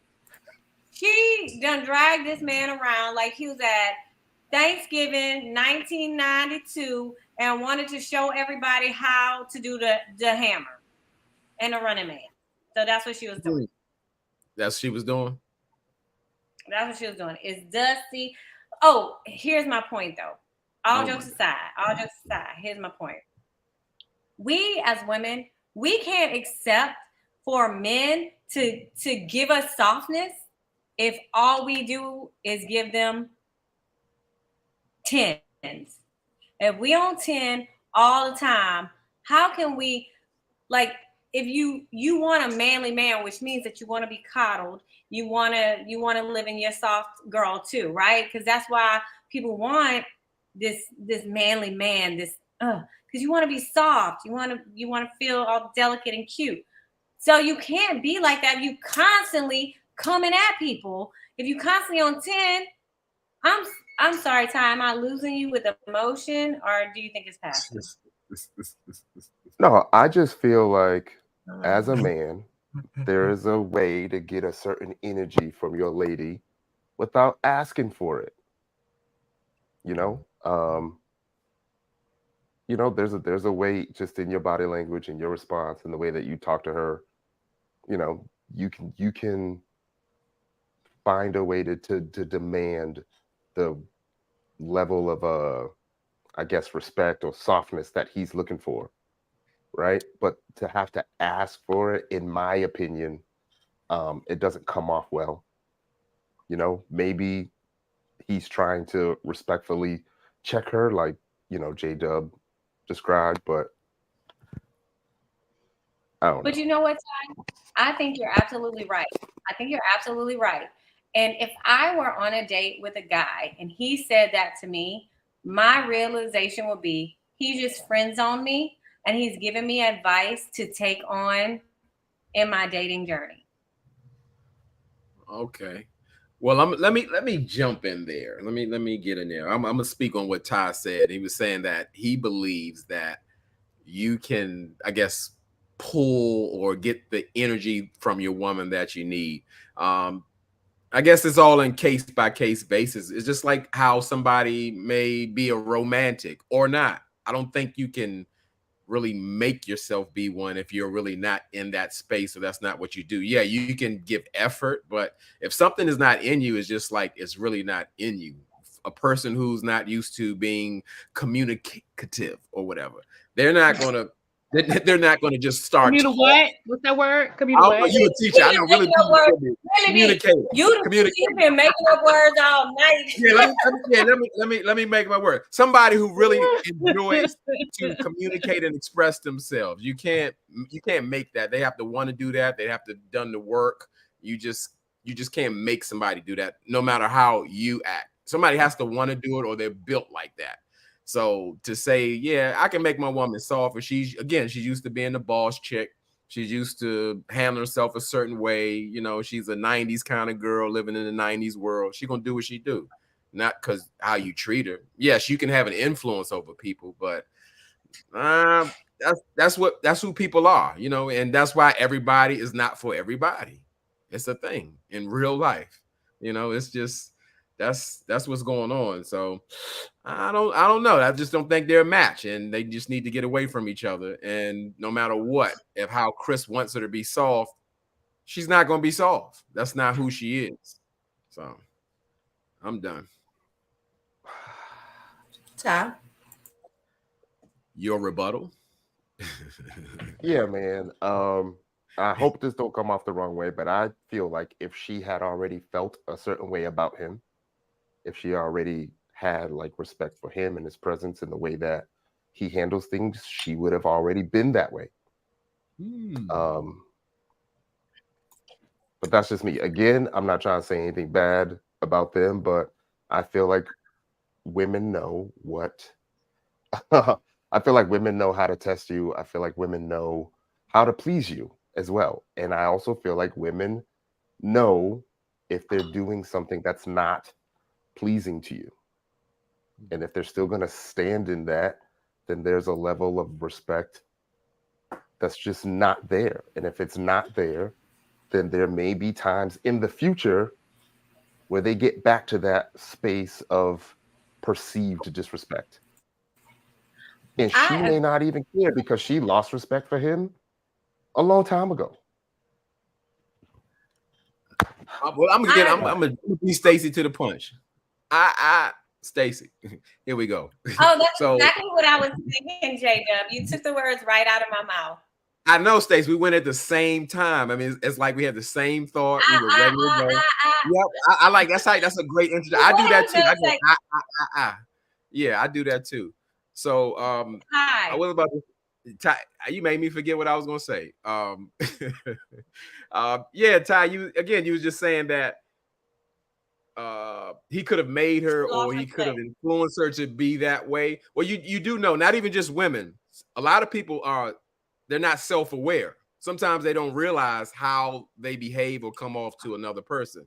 They may not try to be offensive, but they can still be offensive by just being themselves. And I don't subscribe to that's just the way I am, Yeah, you need, if you're going to come out into this world and interact with people, there needs to be an adjustment, that works for some people that you're dealing with.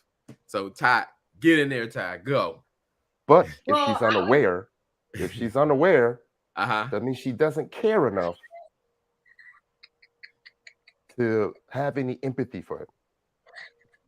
Or she just. You say she just naturally just like some people don't know. They're trying to ice me out, Brina. Yeah, we see like somebody may say Stacey B might be too much, but Stacey B may say, I don't know. Look at her face. I like that face.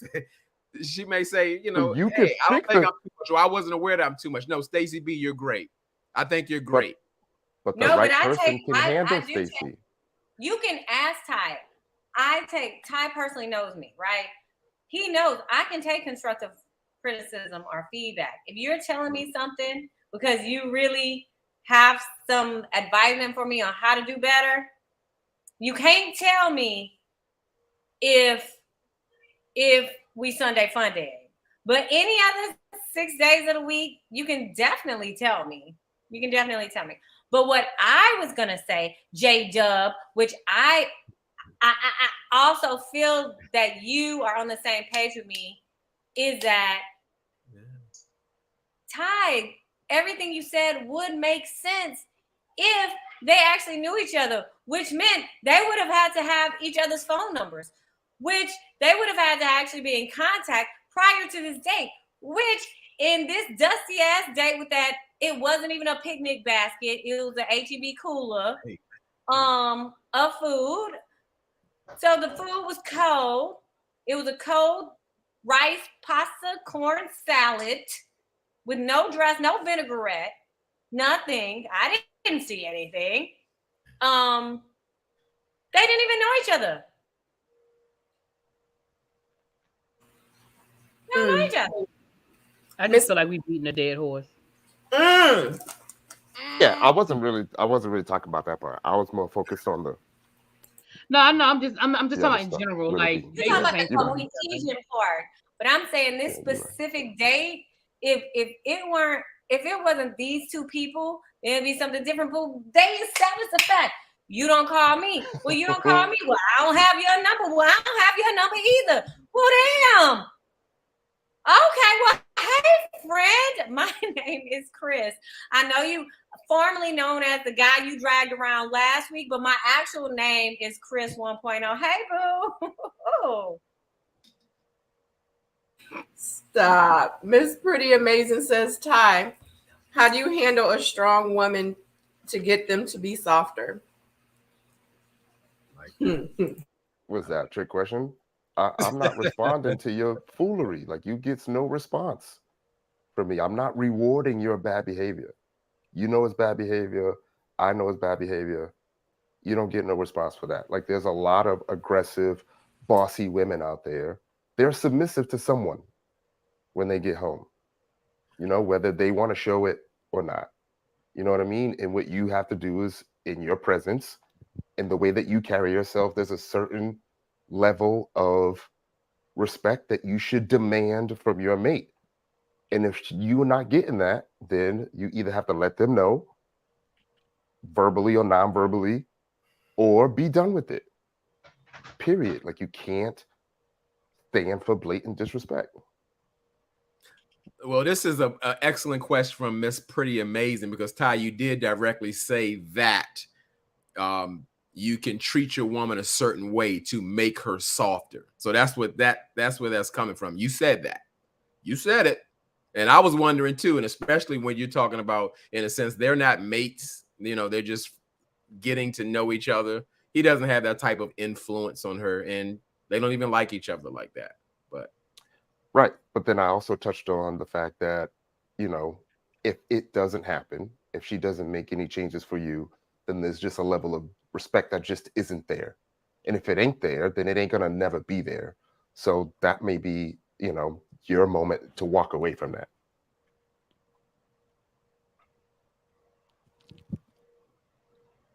Stacey B, get in there. I know you want to get in there. Stacey always. I'm done. It's dry and dusty, and even a nice Southern girl like me knows when to fold her fan up. It's time to go.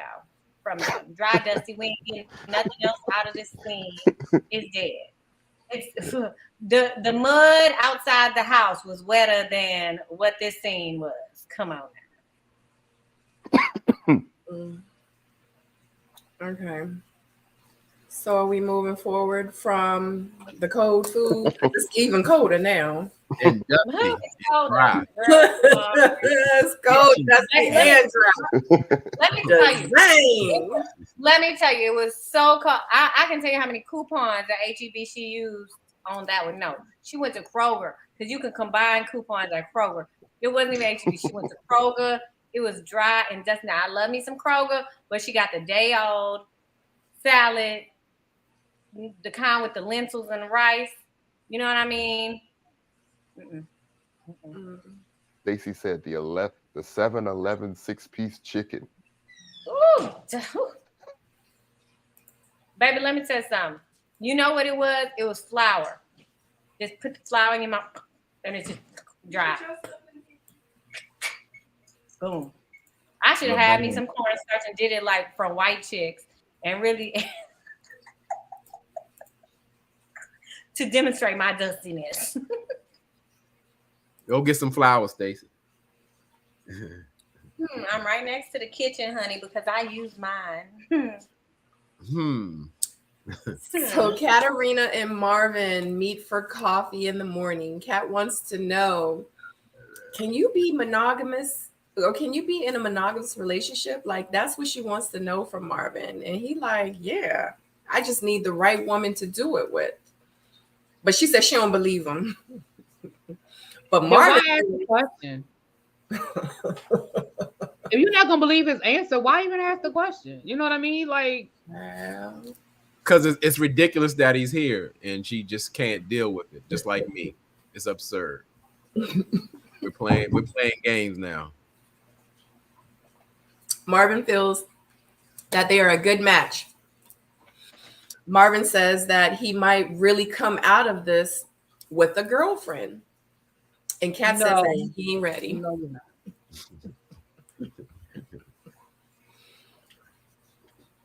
Okay, guys, that's it. That's all my notes. That's it. I mean, well, you barely made a sentence. You barely made a sentence. Why is Marvin here? And why are the people accepting of him? This is a joke in our face. No, Marvin is still there because they eliminated Red instead of him. Like, I knew that it was gonna be first and second. It just depended on what order they were gonna do it in.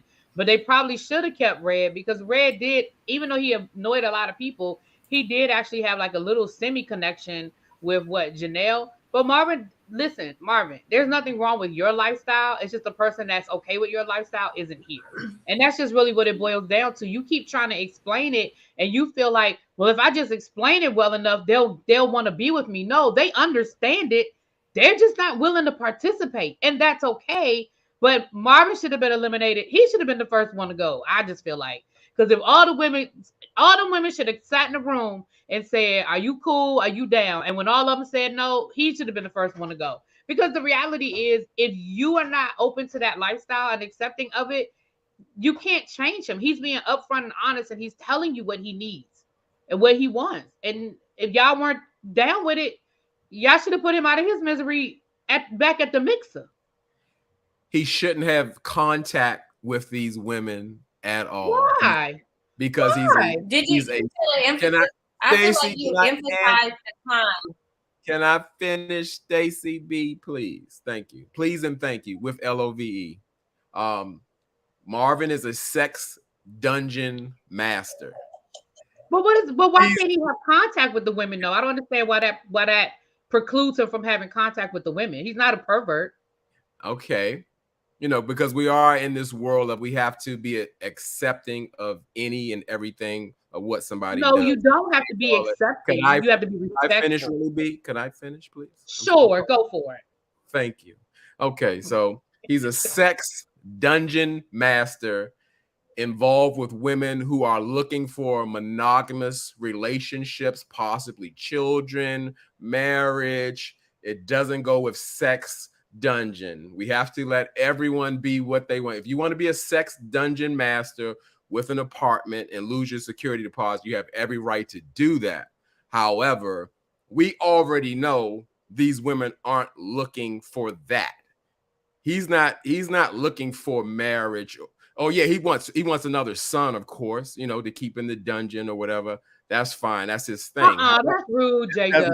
That's rude. It's fine. It's fine though. Like, just the same way everybody got their opinion. My opinion can be rude, as the people say. I can be a hater. It's fine. That's what I do. I say what I say, and no one has to agree with me. It doesn't make sense to me that this is like this is like the opposite of what everybody's doing. I would be offended. I mean, just personally, like, are you looking for what we're looking for? I mean, why is he here?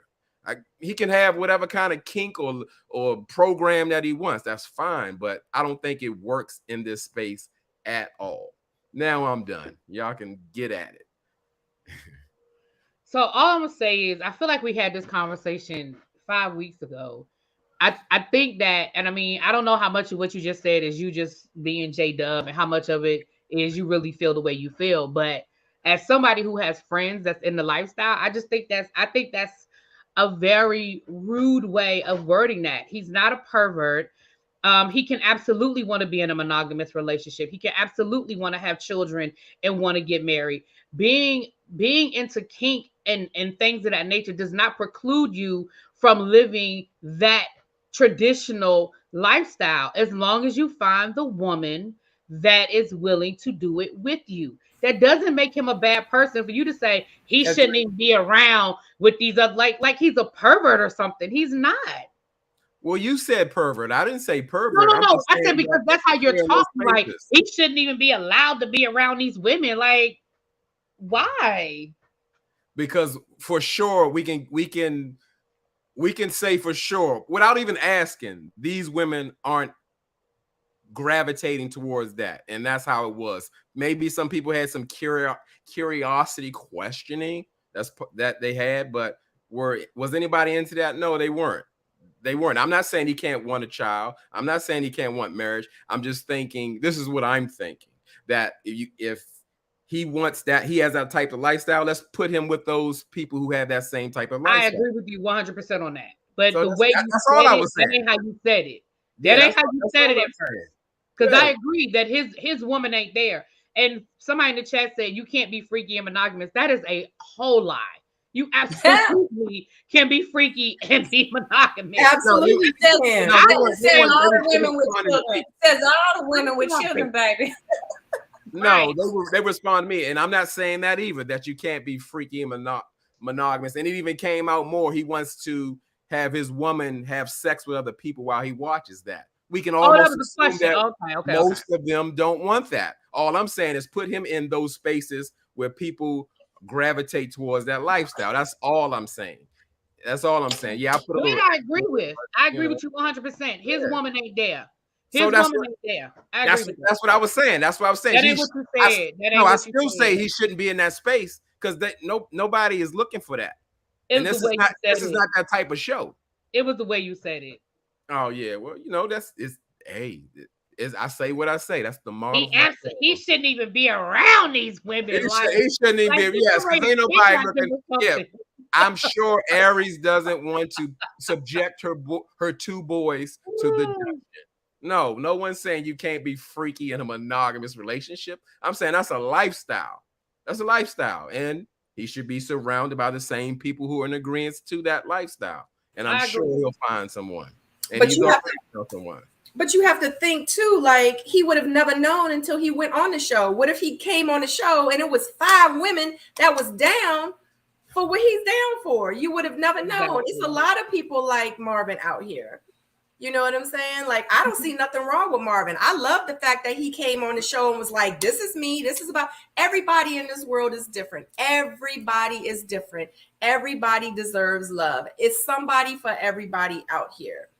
You know what I'm saying? So it's like, I mean, if he into the dungeons and the whips and the mouth balls or whatever, the butt plugs, whatever, if he into all that stuff, like kudos to him. I was intrigued listening to the things that he was saying. I'm not saying I personally would want to date him because I feel like I would be really, really insecure and I really don't want to share myself with anyone else because we learn at the end that he's a skag, a wag, a cag. I can't remember.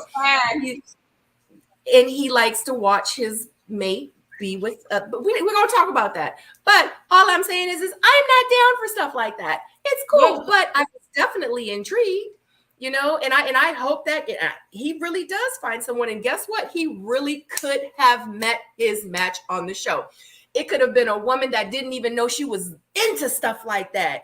And she could have been like, dang, Marvin just opened my eyes, and they could have fell in love, got married, and had some boys. Like you really don't know where the universe is going to take you. You don't. You don't know. We saw Unique.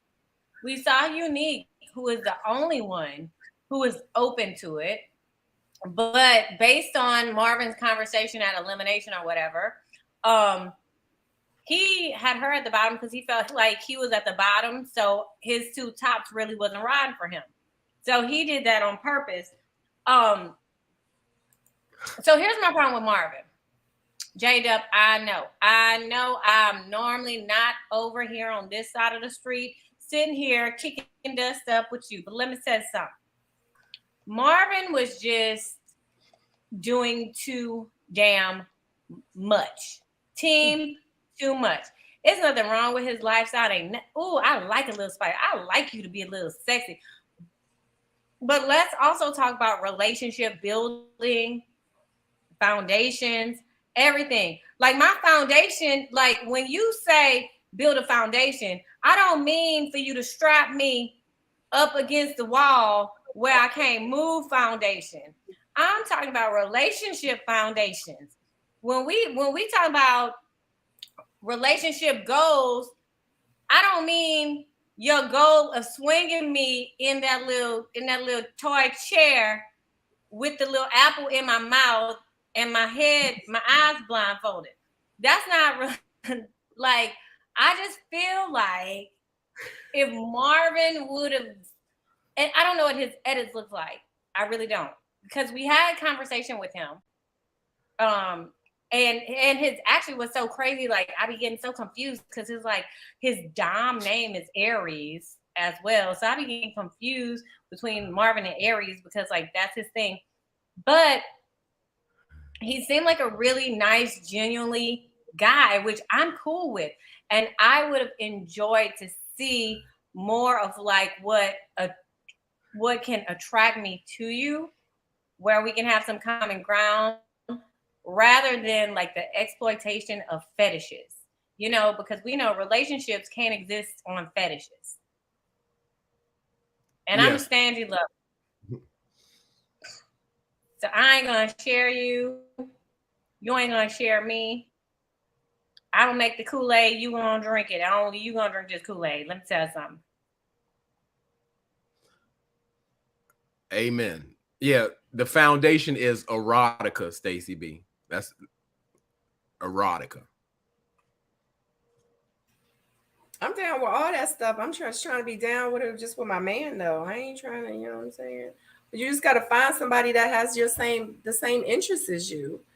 You know, and I seen someone say that like he shouldn't have been on the show. I know some people really do feel like that, but who's to say like why he can't be on the show? Like why? Now it would be different if he was a gay man on a show looking for love with women. Now that would be a little bit different. It's kind of like he shouldn't have been on the show. You know what I mean?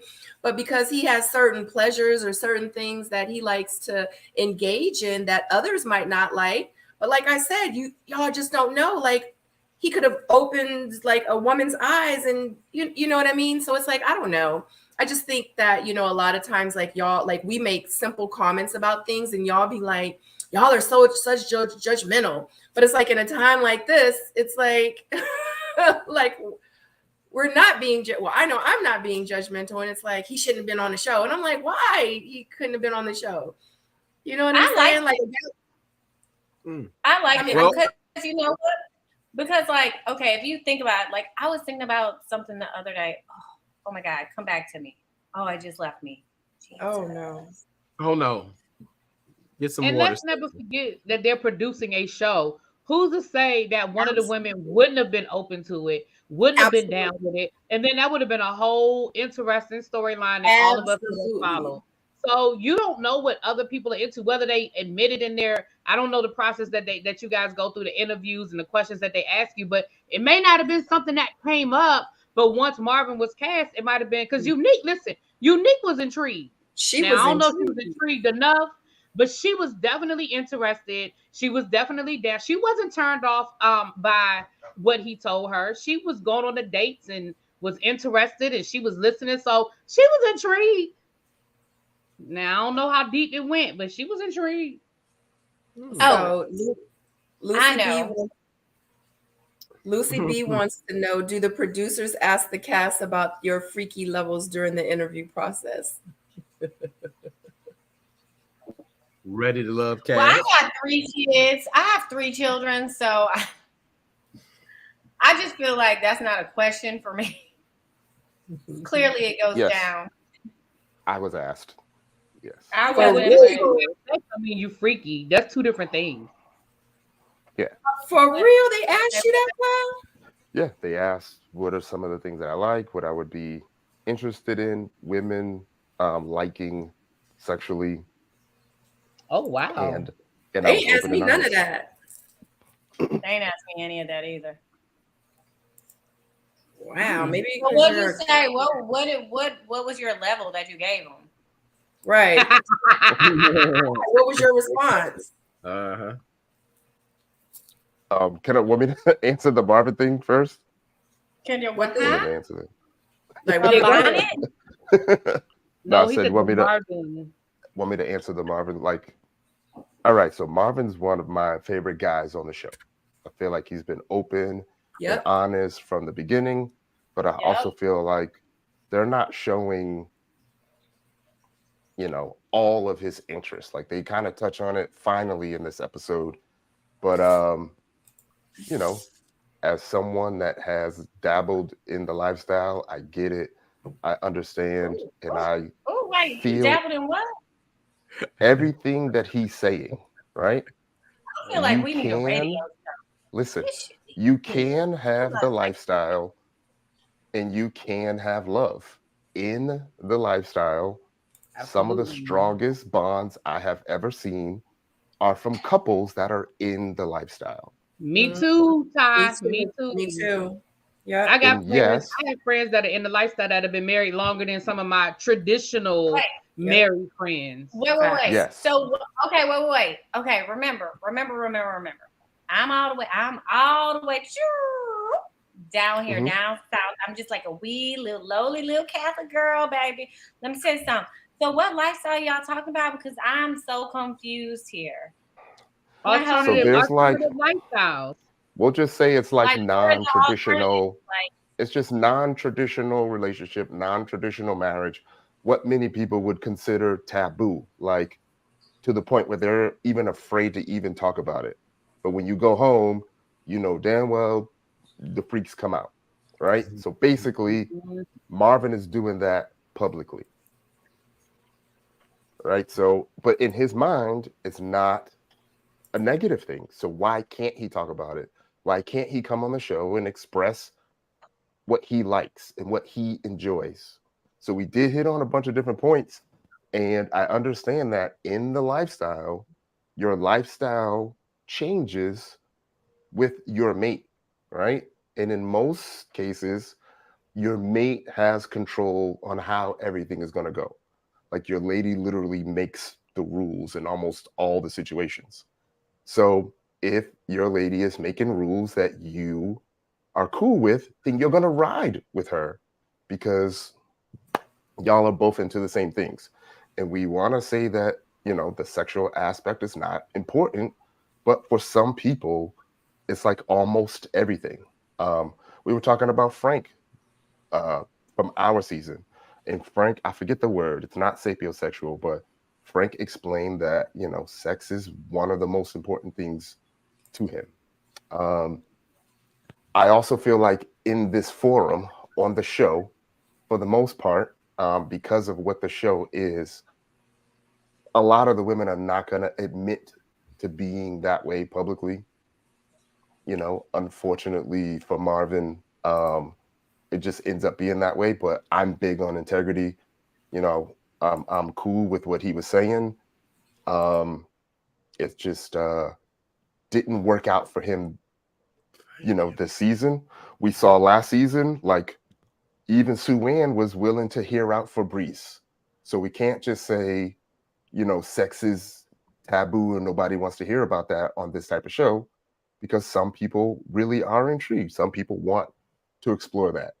But because of like either their traditional way of life, or they know that their family members and friends may be looking at them, they may have to deny some of their true desires. And I get it. Hopefully Marvin, you know, it works out for him and he finds someone. I feel like he will. Like he's already talking up, like he already did. Good for him. It's not for everybody, but what I would say is, you know, at least try to have an open mind about it all, even though it ain't for everyone. So Tyrone, a lot of people are asking, what do you mean that you dabbled, or dipped? I had an ex that was willing to experiment in the lifestyle. And they're wondering what type of lifestyle, what kind of lifestyle are you talking about? Like, we need to know, like, what is it? Like, y'all going to swingers parties? Y'all, you got a trampoline. Oh my gosh, I've never. I'll just say this: I've never fully swapped, but there have been other people in the room. Okay. So here's my thing, and I just really want to defend the women on this season, because, like, for me, I think, like, for Black women, it's hard for us to walk a line. Like, when we're genuinely, like, interested in something, like, we might want to know more. We might want to try something different. But then we're going to be labeled as a, you know, like, who has free for the taking. No. You know what I mean? So it's really hard for Black women sometimes to express things. And I feel like people, like, keep saying, like, y'all don't want to be judged, but y'all are being judgmental with this. But I think it's just, like, hard to find the exact words, because, like, if you freely, the girls on the show, if they freely, openly co-sign, y'all know how it is. We've been on a show. We know how people drag us and criticize us for our makeup. So imagine comments if you're listening to it, or if you're like, oh, right, I'm interested. People gonna take it all the way left, like you just out here, like you the 7-Eleven, like that cuckoo is a 7-Eleven. So I think it's really unfair for it's really rough. I remembered what I was gonna say. I'm happy that Marvin was on this season because like the other day, like maybe like 2 weeks ago, I'm watching TV and I'm watching Waiting to Exhale. And if y'all think about what Waiting to Exhale did for our culture, like you got to remember, like it was like a gay man doing hair, like being really femme, like it was a lot of things.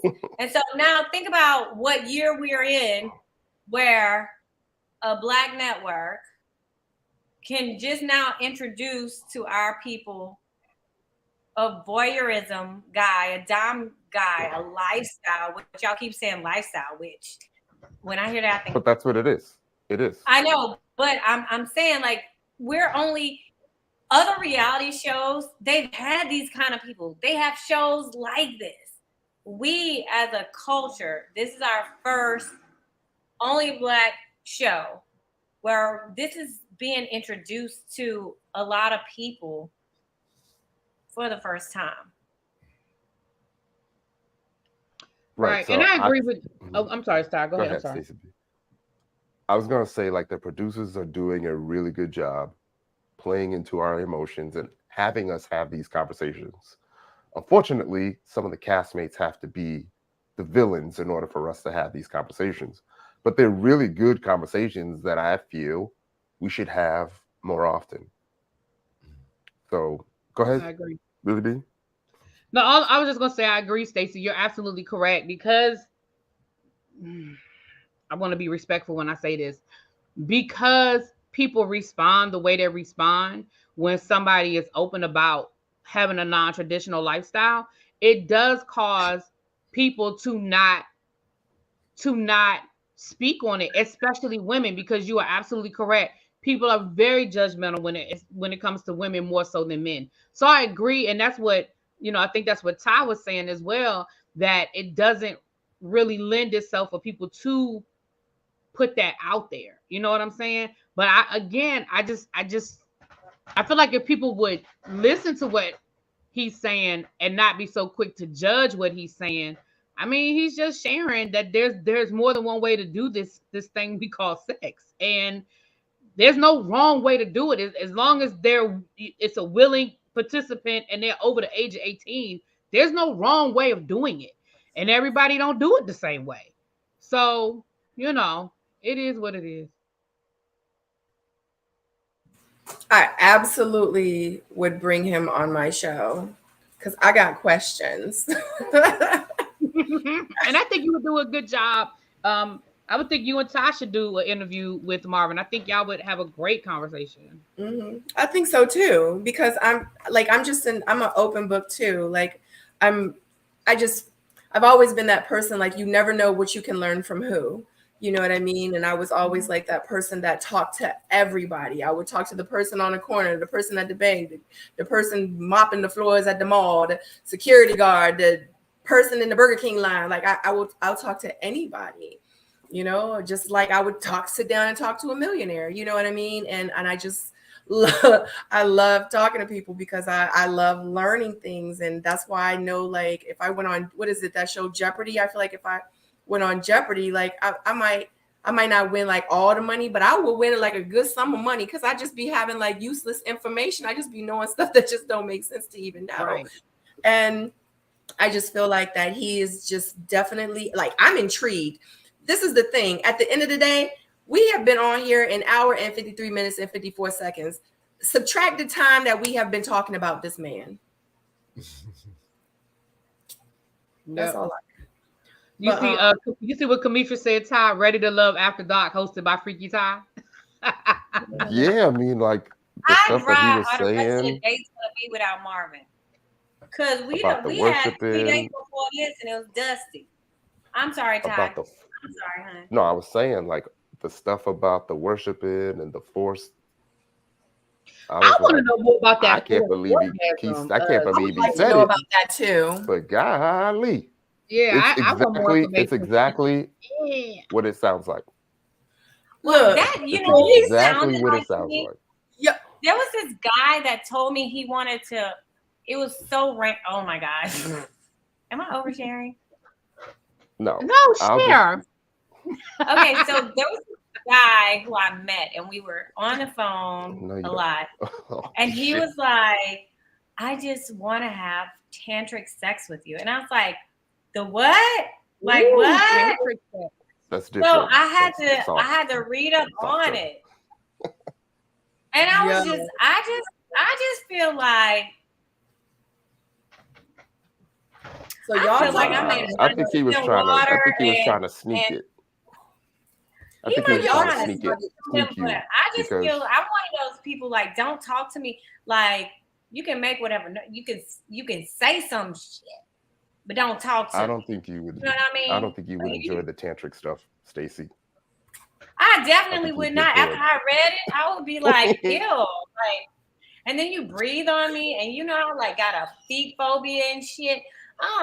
Like that is You- not I could for see me. you right now, be like, "Do I gotta look at you for And another you 10 more flip my minutes?" ass up, and you throw me to the roof too. Marvin, give me some ideas, sir. But don't sit here thinking you're about to talk to me and turn me on. And I was thinking, it was like you breathe and you breathe my air and you like have a the big OG Nah. and I'm like I'm not Yo. about to be breathing all that He hot tryna- stuff. He trying to So get let you me to catch say this. feelings for him. So I'm gonna say two things because I know a couple of y'all have been saying like there was a TV show on HBO. You're absolutely right. It was called Real Sex. So that's the first thing. So the second thing really be your blurry. Come back into focus. Come back This into camera, I bought this expensive ass camera and it just keep acting up. But go ahead. You're back. You're back. Yeah, you're back. No, you look great. Like it's clear. When it's clear, it's clear. I remember being on one of your lives. You was like, I don't know what's going on with the camera. But the second thing is that Stacy. So I'm gonna say this, and I'm gonna get a little TMI, because y'all know I give a little bit of here and there. So one thing about me is that, like, everything is mental. Like our brains are so powerful. Okay, very very powerful. So for you to say someone could, I'm telling you, a person can talk to you and you can have an orgasm. Everything is mental. And the reason I say that, and the reason I'm saying it is because I have personally been there, but it was no one else around. It was just myself. So I have been in a situation where, like, you know how they say, like, like men might have like wet dreams or whatever the case may be. I remember one night, like I was asleep, I woke up and I just was like, what is going on right now? And I was like, wow. And at that very moment, it made me realize how powerful our brains are. Like in real life, when you shut everything else out and you are that connected, it is honestly possible. But you really have to allow yourself to get to that place. Okay, that's all I got. I'm sorry. Was that too much? Sorry. No, you We fine. really No, doing that this right now? No. Yeah, this really is after dark. This really is after dark. Are we really doing this? Because what you was doing when you were saying that, you were making me have a flashback, and I felt them little butterflies. I almost had a moment my damn self. Girl, I'm trying. Take the towel over here. Towel, hold up. You know what's funny? I actually do have after darks on my channel for my members only. I'm gonna have to invite you over, Ty. I feel like we can have a real good conversation. I'm gonna have to invite Ty to my members only. I feel like we got to give Ty before the night is over. Chat. Everybody, make sure y'all hit the like button. Hit the like button. Then come back to the chat and give me Ty's whatever name. I ain't gonna call it a stripper name because I know like this is the lifestyle name. Give Ty, hit the like, come back, and give Ty a lifestyle name. Mm-hmm. They trying to hear from you, Ty. I don't know. Like I just I always feel like say y'all need to be more open. Like I do feel the like that too. research, look it up, Yeah. talk to people, get some answers, buy those toys, try some things, and understand what makes you feel good and what you like and what you don't like, and I then agree. request that from your partner. I Absolutely. agree. That's Miss Baythay. She's a member on my channel talking about some yes for the after dark tonight. Ain't nobody doing nothing tonight, Miss Baythay. Because you never know, like what, and that's why you have to communicate with your mate, because you never know what they might really be. They might would want to do with you. Like you just don't know. You just have to have those conversations. Like, babe, like you want to go to the freaky store, like you want to get some whips and some handcuffs and some whipped cream and some I mean, I can show y'all some baby stuff. oil. And Let me tell you something. This might be TMI, and then we can move on because I feel like Tyrone done told, Stacey done told, Sabrina done told. So I'm gonna tell a TMI story, and then I'm done with it for the night. This was years ago. This was years ago. Me and one of my friends had like a little basket making, like little business we were starting. So it was Valentine's Day, and we got a couple of orders for some naughty baskets. So of course we had to go to the toy store and buy all of the things to make the baskets. And my boyfriend at the time was with me, and we're in the store, and he holds up a sex toy. I'm not gonna say what it was. He holds up a sex toy, and he was like, "Oh, look at this!" And without even thinking, I was like, "Oh, I got one of those at home." Without even thinking, right?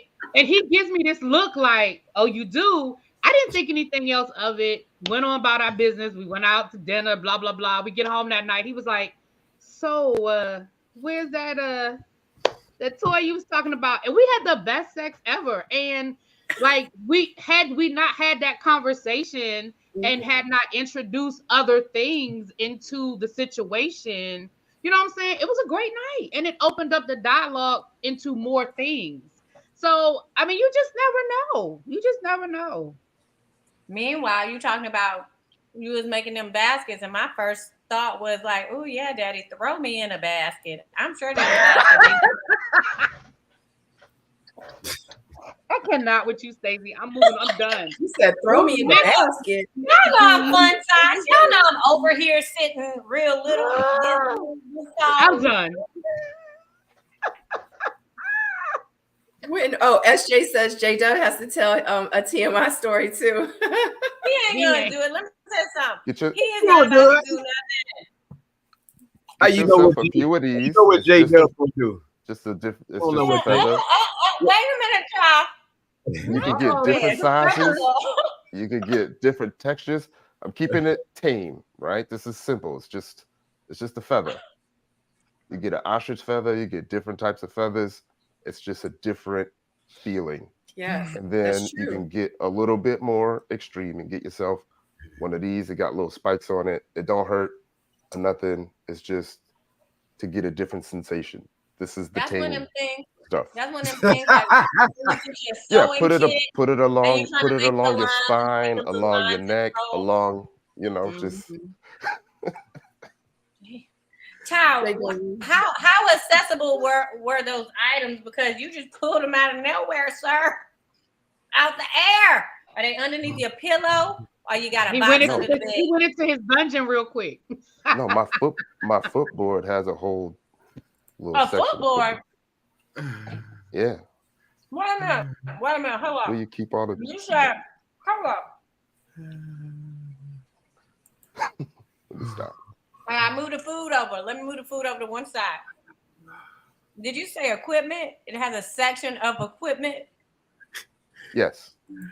So all them nights when you be doing your lives and you saying, "I'm about to go to the gym." Is that the gym? Really be going to the gym. But what I'm saying is that if something was to happen, you don't want to have to go looking for it. You know what I mean? So if you keep it all in the same place. In other words, if you stay ready, you ain't got to get ready. You know what I mean? You don't want to be like, hold on.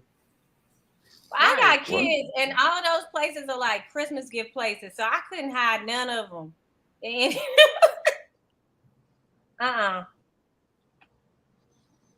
Oh my God! They say it's not so the next crack. So next scene. Jeez. What scene are we on? Oh, go ahead, J Dub. Let's do your TMI story. Well, J Dub don't really have no TMI story. Like Nichelle said, if people know who Pisces are, we don't. We're very private people. However, just remember when we say emotional, emotion equates passion, feelings, all that stuff. So there's no limit to us. So granted, I ain't into the what do you call it? The Marvin thing, the open erotica. But if I'm with my person, my one, there is no limits. There's no limits. But am I gonna do that in front of somebody else? J-Dub's not gonna do that. He's too private. But no, I'm wide open. I'm wide open. That's all. That's as much as I'm gonna give to people. And that was too much.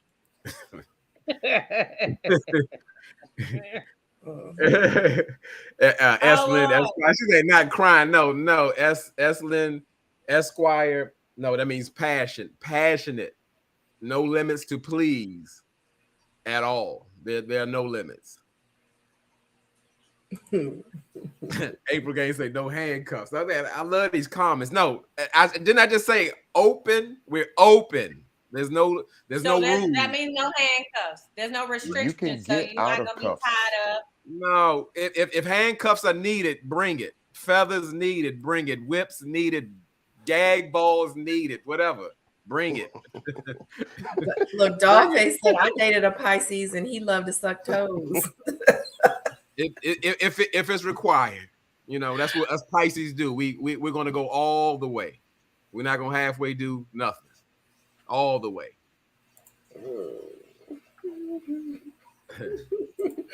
Valencia says somebody asked J-Dub if he likes oil on his head.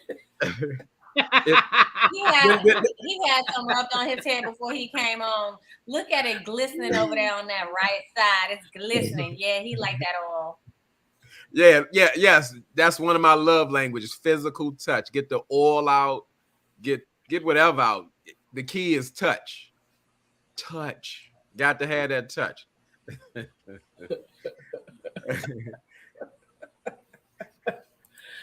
Oh my God. Right, what was the next scene? I don't even. No, hold up. Really, we gonna do that. Y'all get about Marvin. We didn't even talk about the actual scene.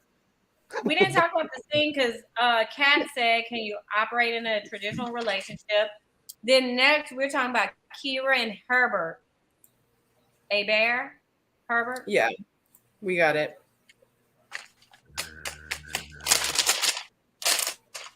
I'm still on track. I was about to say, Stacey B, would you like to start off with this scene? No, you can go ahead because Okay. I came on here licking my chocolate baby because I had to consult all my ancestors, my black kids, my black mama, my black daddy. I had to consult my black cousins. I had to consult my black dog, everything black, my black Jordans, everything black that I had to consult. Just blackity black. Yes. Okay. Oh God, these comments. Kira and Herbert have dinner at her house. He brings Jake, the dog, a gift. Ruff. She mentions that, he's pretty much not consistent. He just not showing up. She just don't know what's going on. Like, am I even one of your top 3? Like, I just don't know. Like, yeah, what you got? And then they do a non-TikTok video, and she wants to pretty much have him improve on his communication. And, he talks about, like, I'm juggling 3 people. Like, have you ever juggled 3 people? This is new for me. It's just different. It's different for me. I just don't know. So that's where we at. Jesus, blessed be the fruit. Lord have mercy on us. So. Yeah, are we sick of Herbie and his? Are we sick of his? I can't juggle all these people, and this is so unexpected. It just gives out like a lazy energy, or you just gonna as I even referenced Ty before as the hunting style. You can have your hunting style, but look where you at. Let's when in Rome, they're here. You gotta juggle the women. You gotta pick some connections and decipher who's working for you. But yeah, I don't. Yeah, he ain't juggling nothing. That's what Kanisha T said. Yeah, but he sure ain't.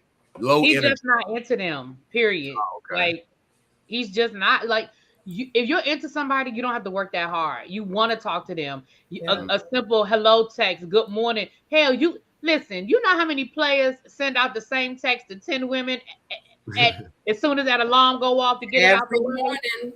Every morning, hey beautiful, hey beautiful, hey beautiful. They just cut and paste, cut and paste, cut and paste. Yeah. They get it out the way. They jump in the shower. Listen, it ain't that hard, bruh. It's just not that hard. They setting up the dates for you. Like you ain't even got to work that hard.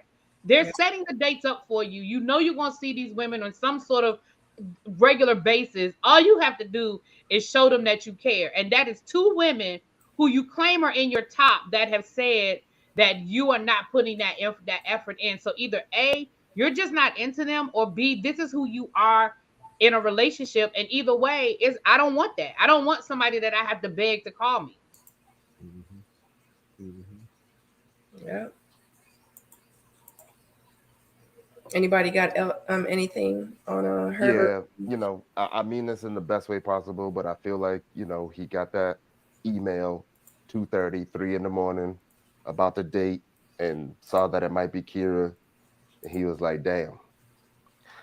All right, well, let's go do it. And, it just seemed like he was just forcing himself through the date. To me, she's clearly not in his top 3. Especially if she got to ask. I do feel like he may have someone else that we haven't seen yet. And I just think that's what it is. I don't know. I'm getting these vibes from Herbert. I hope it's not true. I hope he can settle on someone, but we'll see. Since we were talking about hunting styles, like I've watched them enough to have an idea. Baby, can we talk about another dry ass date?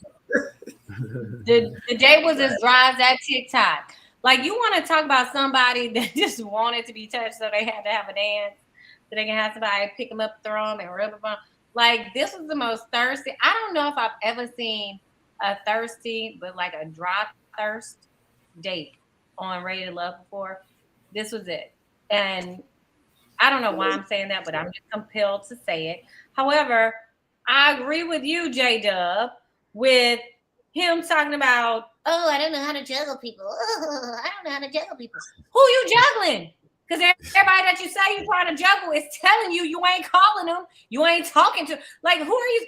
So guess what? His boo is hitting him up on the other line.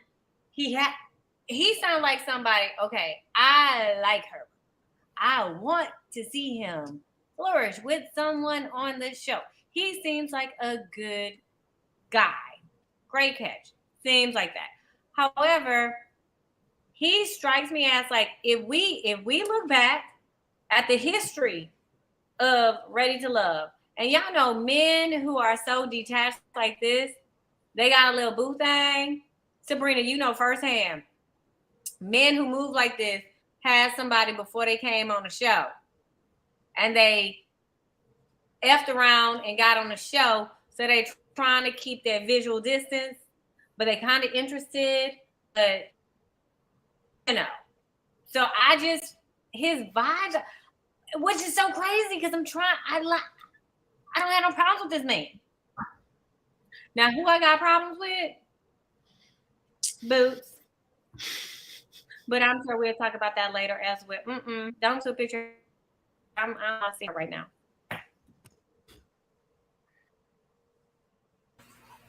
Ooh, and she didn't even give that man no real food. Since I talked about the other food, let's talk. Okay, so this is when cast members they didn't feed us. Because here we go with some old dry, raggedy food that, again, Herbert had. Oh, bless his big, and his stomach he a big man. So, he hungry. He hungry. All he could do is move the peas from one side of the plate to the other and pray that a steak would pop up in between them, because that was a dry, dusty plate too. Now, bye, I'm done. I'm just so disgusted. What you got, really, B?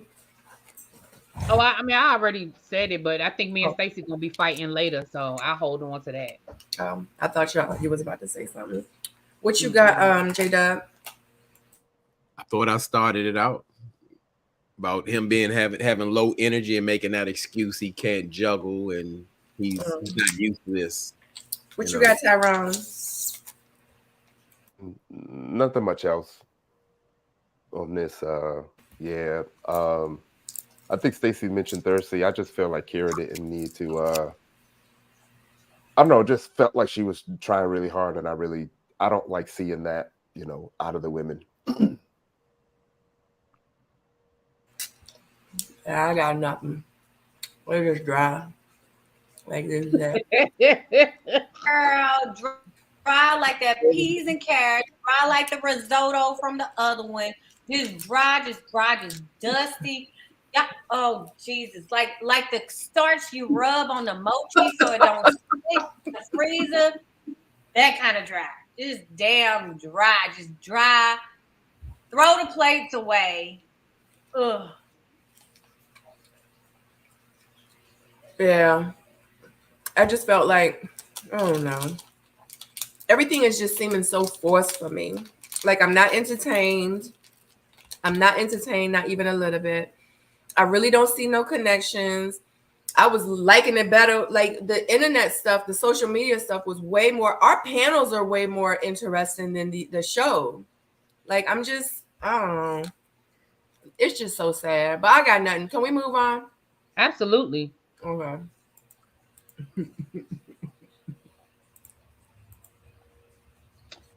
Oh. Ooh. She's always so interesting. All right. Janelle and Quentin meet, and Janelle asks Quentin, how does he feel about because they're talking about, like doubts and stuff. So she asked him, like, how do you feel about our age difference? And he pretty much like, I don't think about it. It ain't an issue.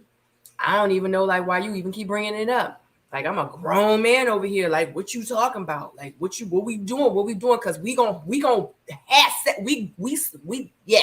we knocking boots. We gonna get married. We having babies. Like what you tripping on? And she like, okay, well, I'm just trying to make sure and see. That's what I got from the date.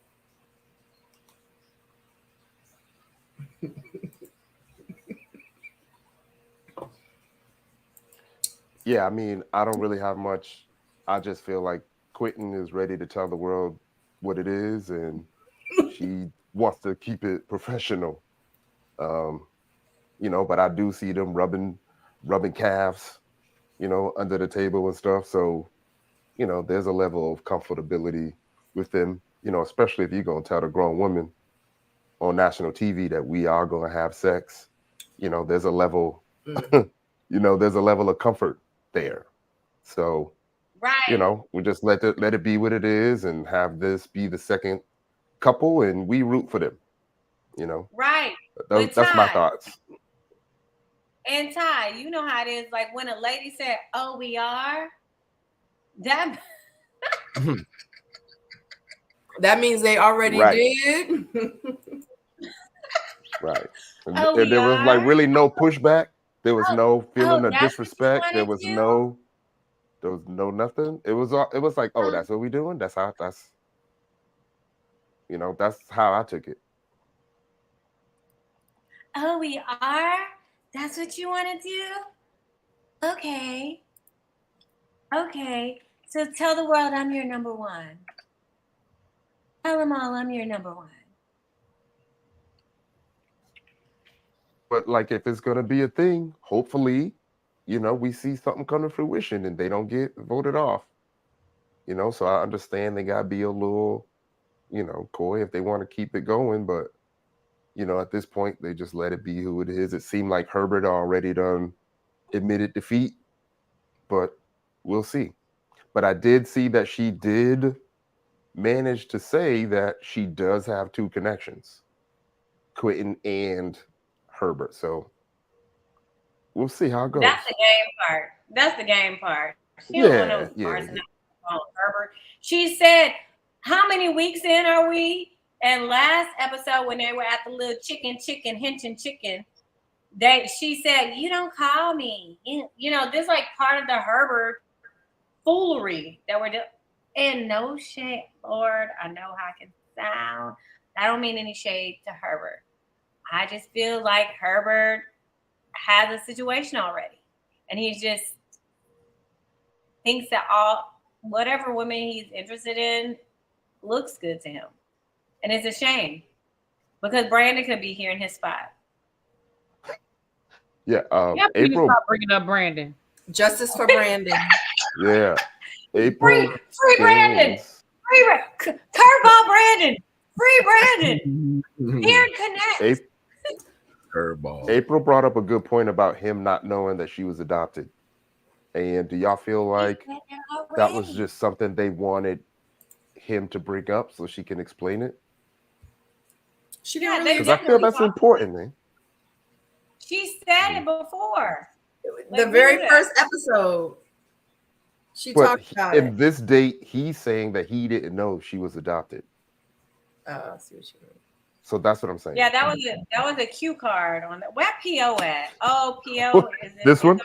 This one, Stacy. Where they like this? That was a cue card. Where they like, hey. You know why? Because that's production trying to make. Oh, okay. So in honor of PO, let me have a PO moment. So this is production trying to make her likable again, like trying to bring out something.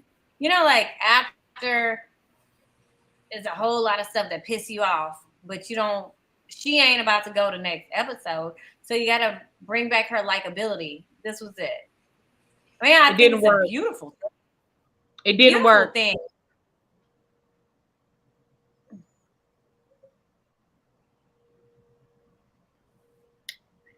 Okay. Not for me, it didn't. I can't speak for y'all, but for me, it didn't. I mean, you know, I felt it, but you know, come the lounge, then it kind of all goes away again. Basically, that's what I'm saying. Like, if that was the case, you threw it away when you got to the lounge. You threw it right back out the door. So, hold up, Laisha Lou said Brandon back with his family. I mean, if so, like with that, I would be like, good for him, man. Good for him. He ain't back with his family. He's not back with the family.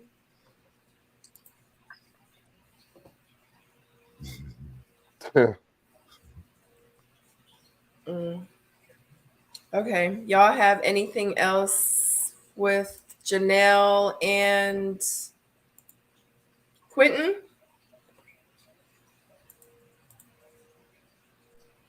Yeah, I wonder what that house is going to be like.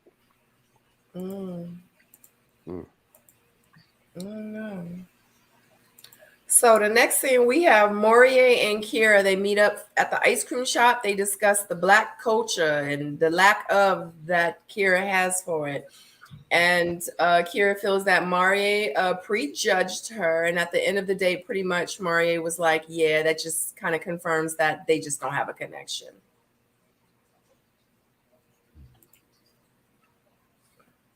I have a question. Yes. Did I miss the NAACP meeting part of this? When did we come to the conclusion? Like, I'm not even being funny. Like, I remember last week when she was in the bottom and Morier brought this whole thing up about how important it is to rep for his you know, people, and he need to be with a woman that can be there. But when did they have a conversation? I know she said stuff in her confessional, but before all of that happened last week, when was there a conversation with Kira where she said, yeah, I'm just not down with the Black people? When did I feel like there was a conversation that was edited out, because none of this is making sense to me. How did this become such a major issue? I missed it, and maybe I missed it. So can y'all tell me when that happened? You definitely missed it. Well, when did it happen? I don't know what show, but when Kira speaks to that, she's probably the closest person to being a white woman, and she's really not down for the cause, and not that we're asking her to be. Say that. So you added that second part. She said you did, because that's when they were talking about Quentin dating white women, and she was like, not that I have a problem with that, because I'm probably the closest thing to a white woman. She never said nothing about not being down with the cause. No, she did. I think she said it. Yeah, I think she did, but that was very aggressive. But yeah, I think she did. But I can get some footage or something like that. And then the other stuff was just like off camera, because the other women introduced it as well, because they talked about like her level, right. like so she's like, I'm black, but I ain't that black. But it was just like she spoke on levels. I mean, like, if you want to put A and B together and think the next part in the sequence is C, then you can deduce from her comments on her proximity to black. And then I think that it was some extra stuff that occurred at the Improv, because I think from there, that's maybe they had a side conversation that we didn't see yet, because that's when Maria was like, okay, I'm off this. I'm off it. Yeah. Off it. Yes. But I just want y'all to know. Capricorn moon goddess. I just want y'all to know. Wait. Let me show y'all something. I just want y'all to know. Come land the plane, Stacey. Come on. I just want y'all to know. I had to find it for y'all. So before anybody comes for me, I just want you to know I pay my dues every year. But my thing is, but that don't make. I mean, I'm not saying this to you, Stacey. I'm saying in general. That don't make you down. You know what I mean? Like people. That don't. People, the only point that I put my money where my mouth is. I do the work, and there's nothing wrong with anybody who doesn't, or if that's not their thing. But my problem with Kira is that don't act like black women are the lowest on the damn totem pole. Don't act like that. Don't act like we play games and we ain't nothing. You know, like you can't believe that this man don't want you. Well, who do you want? You want a white lady? Oh, you in Texas. So your next guest is like, oh, you got a Mexican lady? When there's so many more Latinos in Texas than Mexicans, which was very racist of her to say anyway. It wasn't racist, it was ignorant. That's two different things. It was ignorant.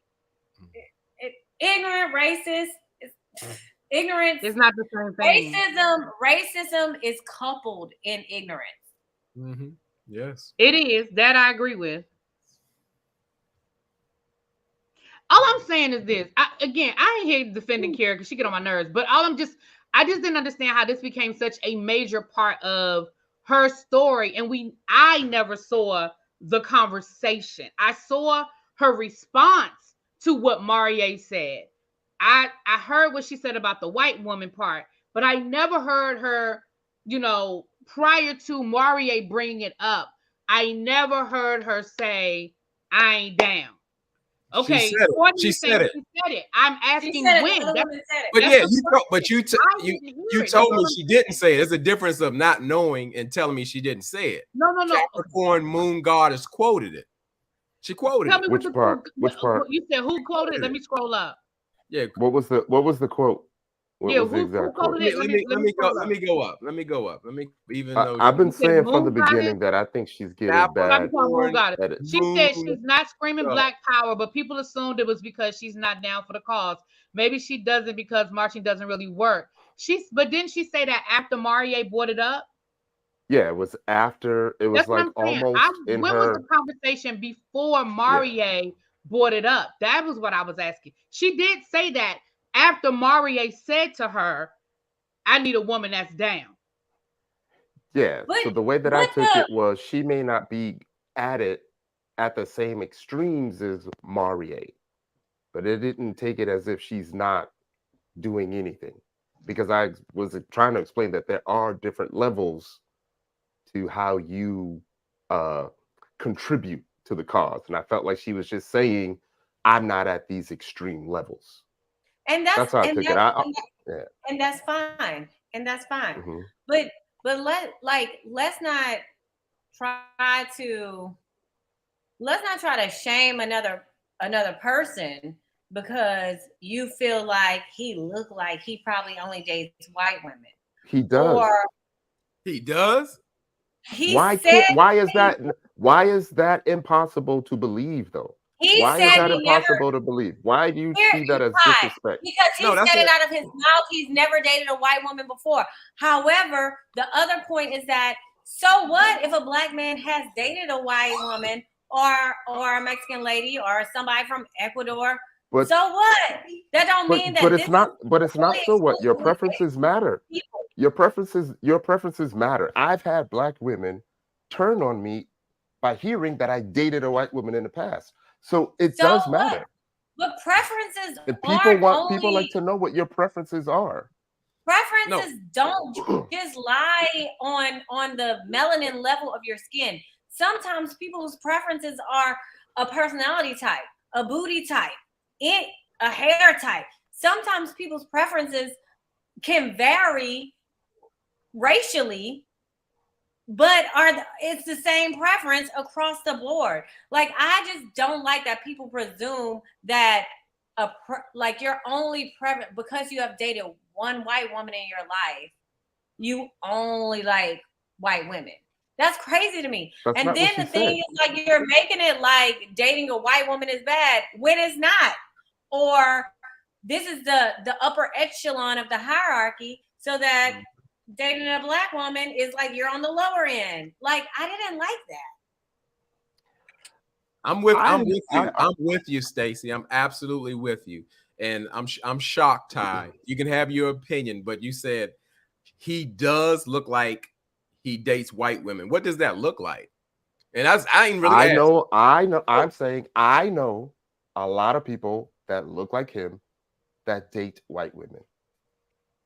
So from my perspective, that is a truth.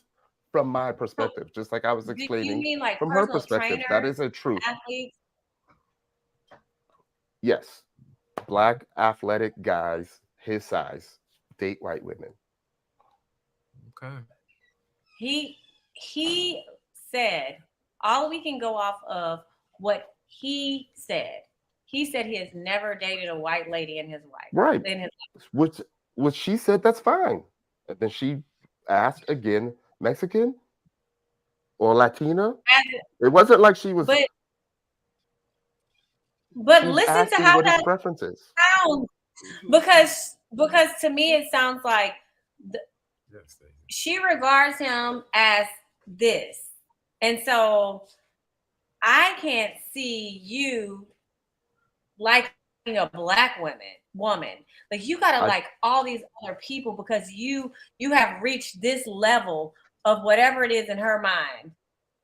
So because you're here, I definitely couldn't see you talking to a black woman. It has to be anybody else but a black woman. However, I'm not in that category because of my proximity to white. So because you're not attracted to me, I don't know.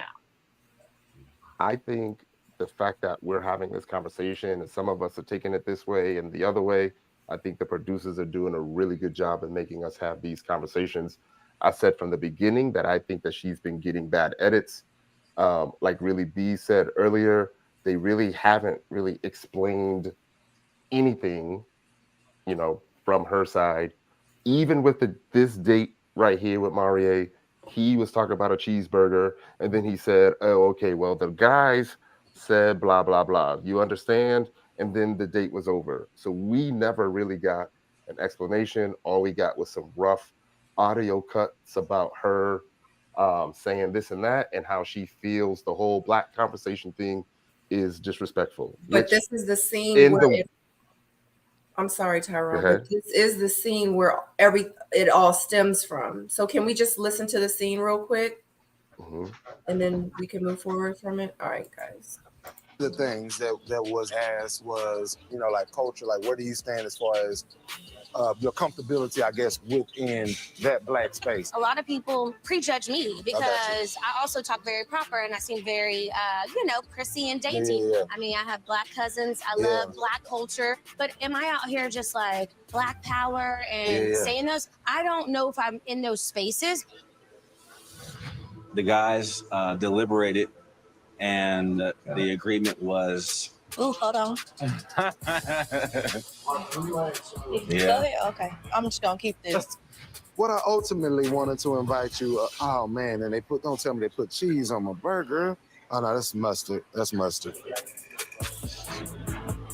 So with that being said, they do feel that you are still ready to love. Okay. But I wanted to make sure that you also understood where the fellas are coming from. I would say, Okay. The black culture thing to me is just disrespectful. All right, we can go then. Yes, I'm good. Yes, love. Right. But I know who I am. So I will take this feedback. I will ponder on it, and I will see what I really need to elaborate more on as I continue on this journey. Unique, we feel that The terrible audio audit. Terrible. Terrible. It is. We need to look at Lashia Lou's comment. It puts it in perspective, but you can't make the horse drink the water. You can't do it.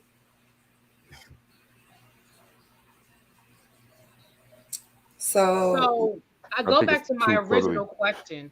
My original question was, did I miss the conversation that happened before that conversation? Because he started off by saying there's been some question about you and, your blackness, basically is what he said. So I was just asking, when did that conversation take place? Was it on one of her dates? I'm not talking about her green screens. I'm not talking about after Marie brings it up. I'm talking about before that, because I feel like a conversation was had that was edited out that has turned into this whole big thing as to why nobody is liking her. And I feel like as a viewer, I deserve to know what that conversation was. You understand what I'm saying? For the men to be talking about, oh, we're questioning your proximity to blackness.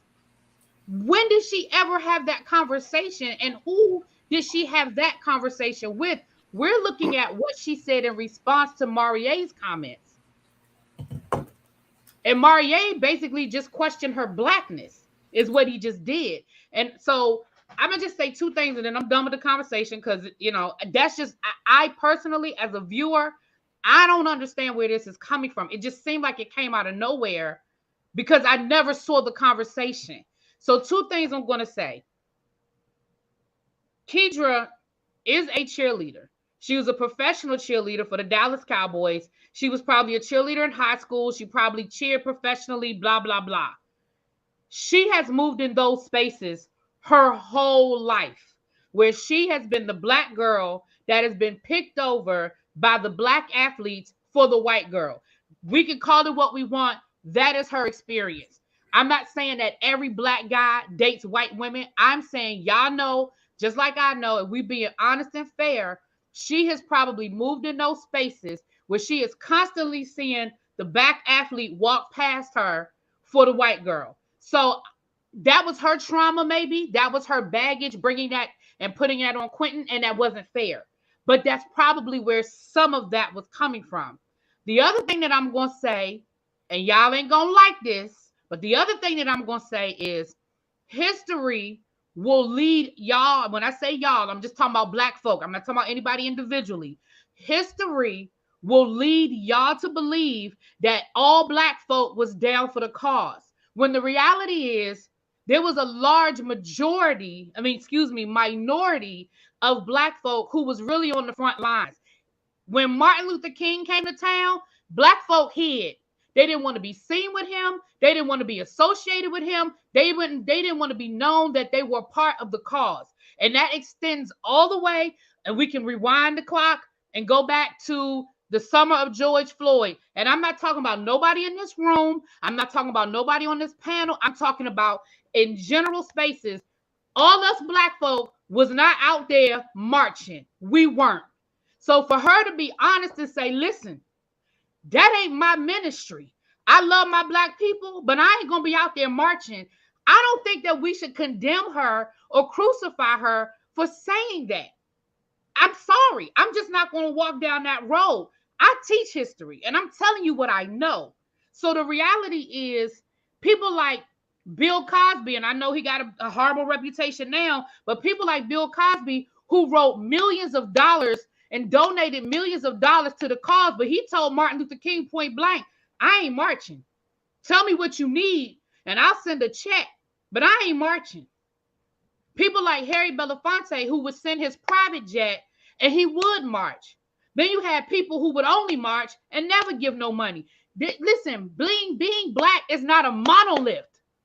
It's not one way. And if this young lady grew up in quote unquote white spaces and she says, hey, that just ain't my ministry, I don't feel like we should condemn her for that. I just think that for those that are condemning her for that, it's just as bad as the people who were with Quentin saying, oh, she shouldn't have said that about Quentin. It's the same thing. You're making assumptions. No, she shouldn't have said it.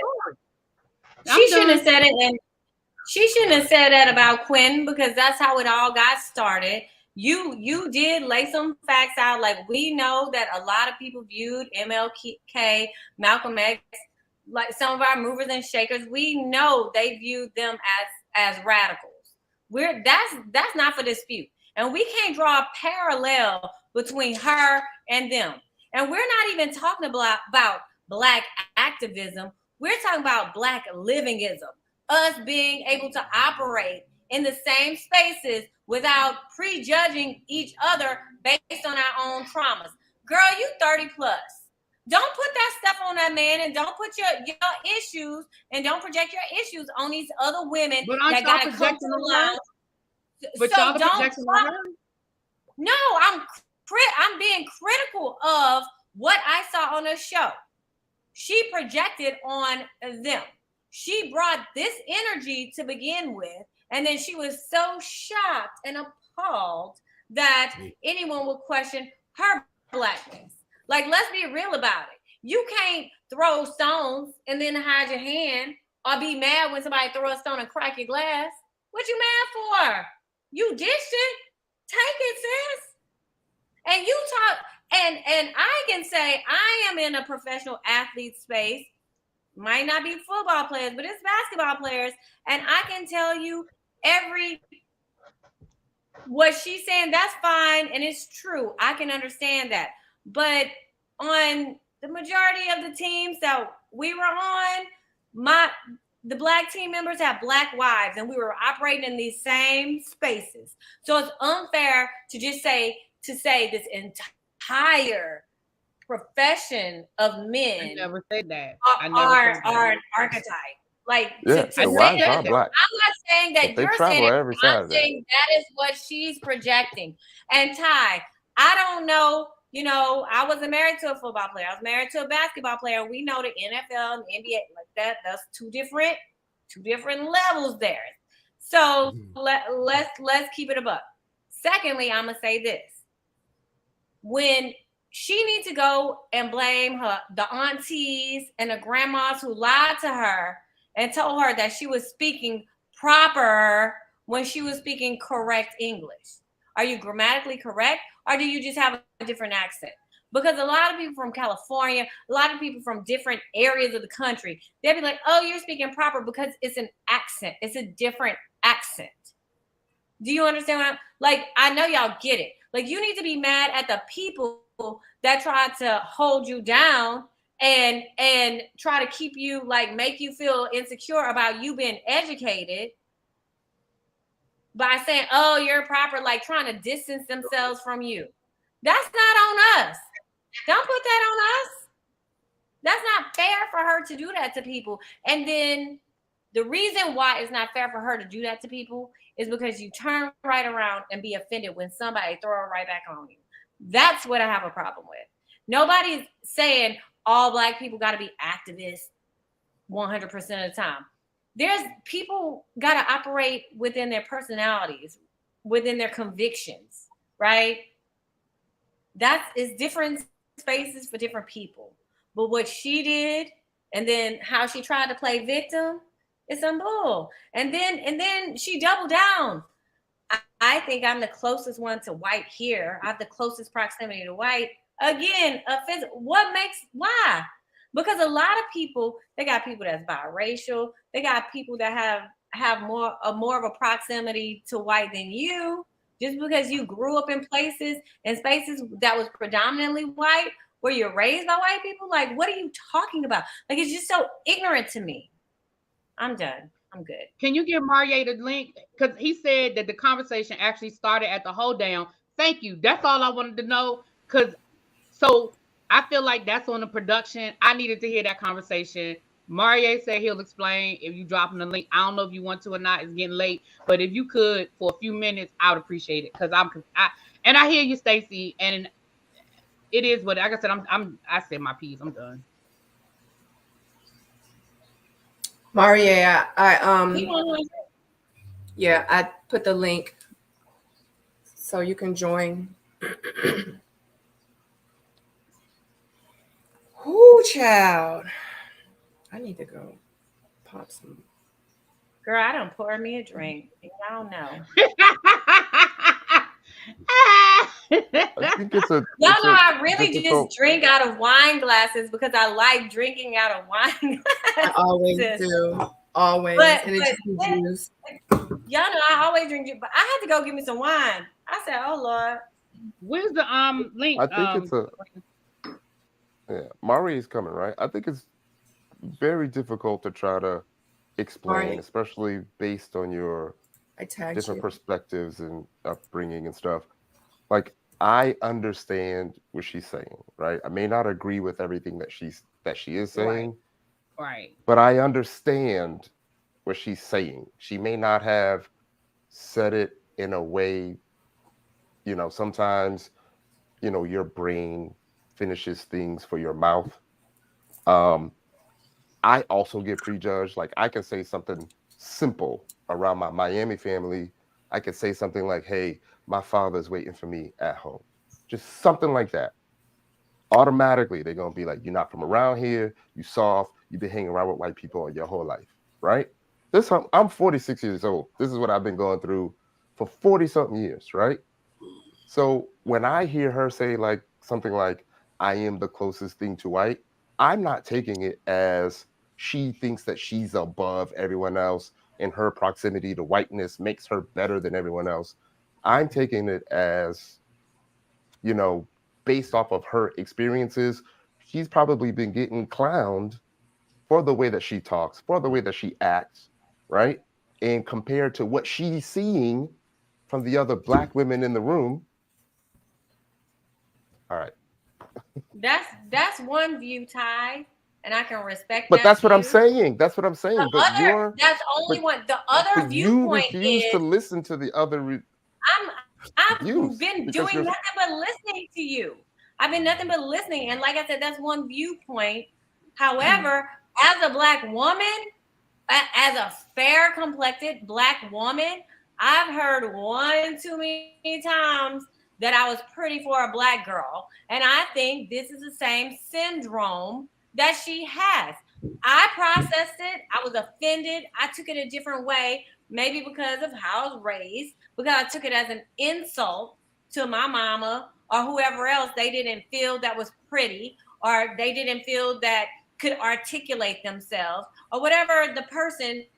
And that's fair. Like, I don't deny that, Ty, everything you're saying is correct and fair and true.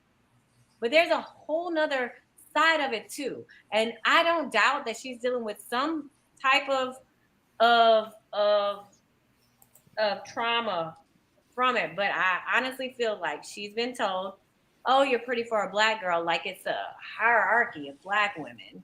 And you're just you're the best of the evils. And that when she's saying these things, that is what I hear. So you can't be mad at me for like hearing it that way either, based on my experiences.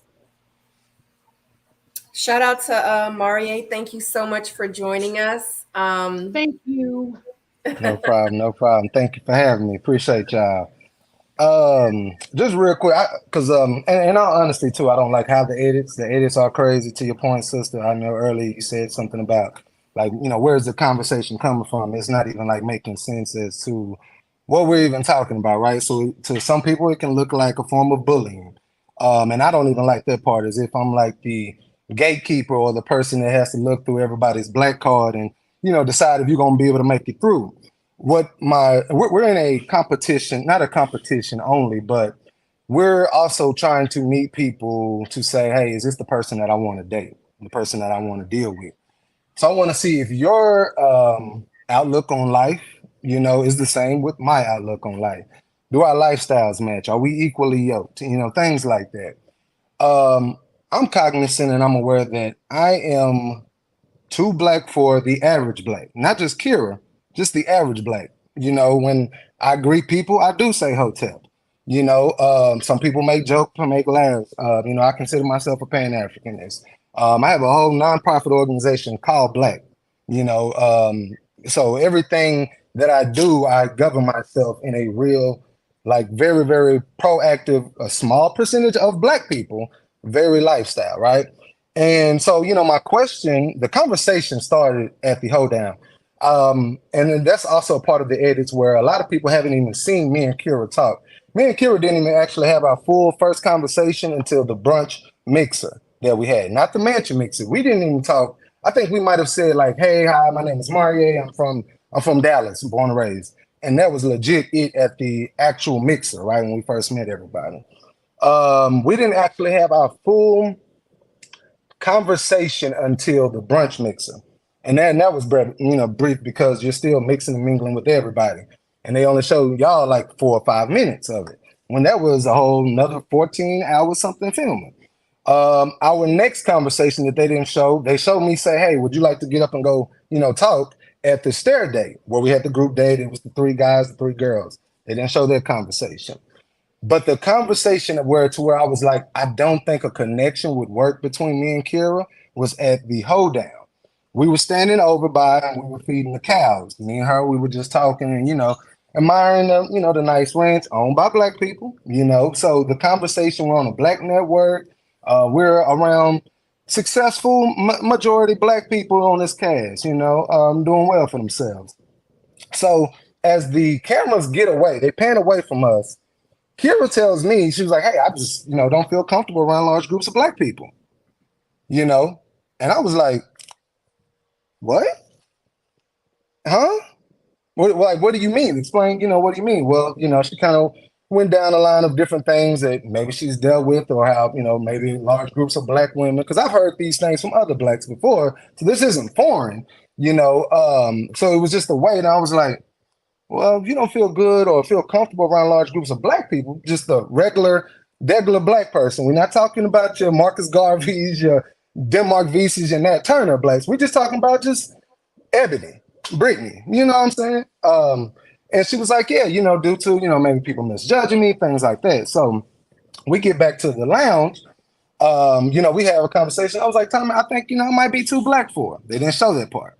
And he was like, well, what do you mean you too Black? We all Black. I was like, yeah, we're not talking about being able to quote a few Tupac lyrics and, wear a couple of, Black Lives Matter t-shirts or whatever the cool, trendy, different world t-shirts I had. We're not just talking about just your regular, we're talking about Kwanzaa events. We're talking about, that type of group. And we all know that that's a small sector, again, of Black people. So again, this is not to judge Kira or people like Kira, and it has nothing to do with speaking proper. I also don't like that as well, because, hell, I probably would say every last one of the women from Jessica is, I seen all the little different things said about her and her professionalism. She speaks very proper. That was never said about her. And Jessica has her own separate story. That's also another narrative that I don't like, as far as somehow Janelle or Jessica or other people somehow got into this group and started to coerce. No, this is an individual conversation between me and her that the other women didn't even know about. In all honesty, they didn't even know about. Did not know a single thing about it. When she told me that, I told Tom, I said, man, I think I just might be too Black for her. I'm not saying she's a bad person. Not saying she's ugly. Not saying she's short, fat, nothing else. She's just, I think for our connection, this is probably going to be an issue. We start talking about having children, where we're going to take our kids to, what we're going to name our children. Those are probably going to be some conflicts in a relationship, I would think, right? And those are the things we have to think about if we're talking about building and creating life with another individual. And then to go on, I had the bubble date with her. Now, in the bubble date, that's really where it was like, yo, I couldn't believe that this stuff. And what I don't like is that a lot of these things, and the reason I wanted to join is because I knew a lot of y'all had went through this experience about things that are shown, things that were done that were not shown. You know what I'm saying? So y'all know what the process feels like as far as what really occurred and what happened, and to what the audience gets a chance to see. So we were at the bubble date, and you know, I was explaining. I was like, hey, one of the things that was said in the lounge was, you know, about how you view Black culture, or your, you know, because I wasn't the only person that had said different, like, you know, things about Kira and dealing with Black culture. I'm just only explaining this was my experience, all right. But there were other things that were said from other individuals as well. So, you know, she was like, you know, I don't know where that Black excellence things is coming from. You know, I'm down with Black culture. My father's Black. My brother's Black. I play spades and dominoes. She's literally said I play spades and dominoes. So I'm looking over, I literally look over at the camera and was like, yo, I pray y'all don't play that. Like, to throw out, you might as well say I eat watermelon and fried chicken. Yeah. You see what I'm saying? It's not about being Sir Jordan truth. That's not what the argument is. A lot of this is just talking about simply being self-aware. I'm on a Black network. I'm amongst other Black individuals. Just as a Black individual myself, I don't want to make my people look bad on camera. I just don't want to do it. I had the thing from the day one. I was like, yo, I'm not getting on this camera and calling no Black woman no B word. I'm not calling out her name. I told production that from day one. Everybody on that cast will tell you that. That was a no-go for me. You know, I'm not doing it. I don't care what the situation may be. I'm not disrespecting no Black woman. Where I know the 90% of the population that watching the show is Black women. And I do have I got Black mama. I got a Black sister too, surprisingly. My sister Black. You know, so I just wasn't gonna do it. I just wasn't gonna do it. So that's my 2 cents, and I'm landing my plane there. Thank you for listening to my TED Talk. Really be what you got. Thank you. I appreciate it, because again, this whole conversation started because I didn't understand where all of this came from. So that puts it in perspective. And again, everybody, and I say this all the time, everybody has a right to say, listen, you are not my match. That's what the purpose of this is. Let's get to know each other. We can eliminate each other. You have every right to eliminate somebody based on whatever. You could say, I don't like the way she walked. That ain't going to work for me. That's your prerogative. So I just didn't understand in perspective to why they turned this into the way it was edited into such a big thing. So I appreciate you coming up, and I appreciate you clearing that up. And that definitely puts it in. I understand now where the conversation came from. Again, I'm not defending her answer one way or the other, or her answers one way or the other. I just didn't understand where it came from. That was it. Yeah. So I apologize for messing your name up on my reviews, because I don't know if I've said your name right. It's my whole life, baby. It's been my whole life. Like my mama did. That's my whole life, man. So Marie, while we have you, I got some questions for you. All right. You know, when y'all were doing the improv, right? Were you catching the shade, or were you just like caught it, rolling with it? Because I ain't about to do this right now. In all honesty, because it's an improv, we were like, I mean, the whole point is to be funny. And if I gotta say, out of all the dates, that improv date was the best date. I'm talking about hands down. Like, I really wish I could get a hold of the raw footage of that improv date to show y'all like how really good. The best parts weren't even shown, like real talk. But I just looked at it like, you know, we all being funny. You know, the whole idea was, you know, to be funny, come up with ideas, come up with a story, you know, and just, you know, have a good time. I didn't really, you know, I don't really take stuff like personal like that, because I score a lot. I rank or I joan or whatever people call it. So, you know, I have fun. I don't really get bothered easy. So I didn't look at it as no shade. Well, I had like a funny question, like funny, I guess maybe to me, but I don't want to offend you. Now you good? Go ahead, man. Okay, What's so up? Did you throw the jumpsuit away? Oh man. Because So, let y'all all know, me say something, Pinocchio. Go ahead. Let me say something. You look like a little baby doll. You look. Yeah.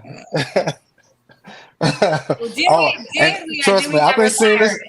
People been sending me the screenshots about that too. I'm saving names, so I want everybody to know. Y'all letting the jokes fly now. The moment's coming though.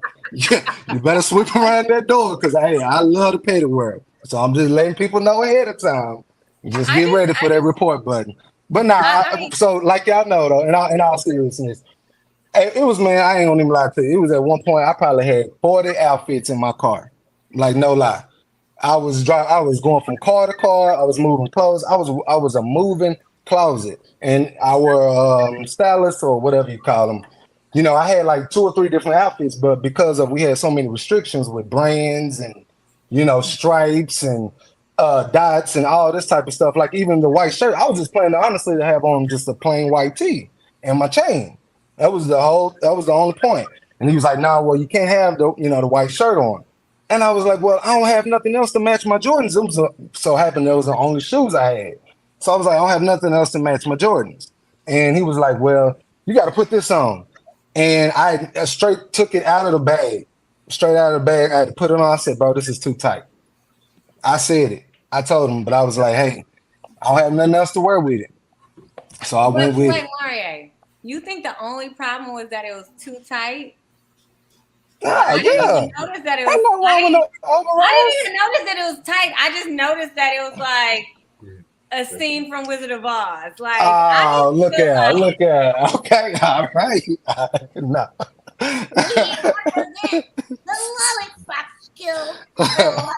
Listen, Mario, listen. Do not reflect the views of the panel. No, it doesn't. Listen. I'm not sure if I followed you on Instagram or not yet. But if I already did, don't go block me now. Nah, man, I ain't I just be playing too much. I thought it was really cute. You're like the adult spokesperson for Oshkosh B'gosh. Like all of the jokes, like I think you should just run with it. No, I've seen it. I'm gonna go look on your page. You better make sure it's right, baby. I'm telling you. You better make sure it's right. Stacey, what have you been drinking tonight? Nothing. I've been watching it. I've been watching them say that. So I just wanted to know, like, you're not offended, right? Like, I'm really just playing.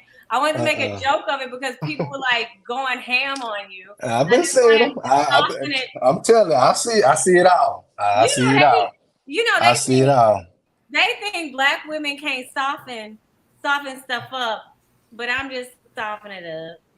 Right, I'm softening the blows, add a little jokey joke to it. Yeah. Right, Stacey just said.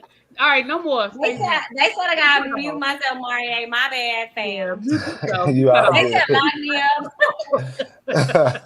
So Mario, we're getting ready to talk about the elimination. Would you like to stick around for that? No, I actually just got up out the gym, so I know I'm a fat boy. I see them jokes too. They coming in. They coming in. But I just so happened to see the live had come across my stream when I was just strolling on YouTube, and I was like, man, I heard the sister say, like, where's all this coming from? And a lot of people been saying they're confused about just the edits because some of the conversations just aren't simply making sense. As well, Tyrone. By far. Okay, so listen. One thing I said was like, I felt like she places Black women at the bottom of like a hierarchy. Is that what you got from it, or am I totally off base? To be honest, I don't know if I even had that much of a conversation with Kira to even make that type of assessment. I mean, by the comment to say, I think I'm the whitest thing here. I don't, like Janelle said, I don't think that is a good claim to fame. Me personally, as a Black man that loves Black women, I wouldn't dilute myself to no white woman. That's just me. If I was a Black woman, I wouldn't dilute myself to no white woman. I'm going to go because I think Tyrone has a question. Yeah. I'm going to go because I think Tyrone has a question, but I'm going to just say this.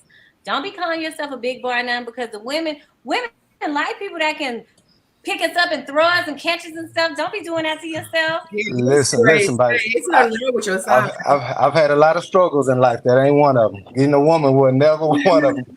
600 pounds or 200 pounds, you know, the story the same. The story gonna be the same.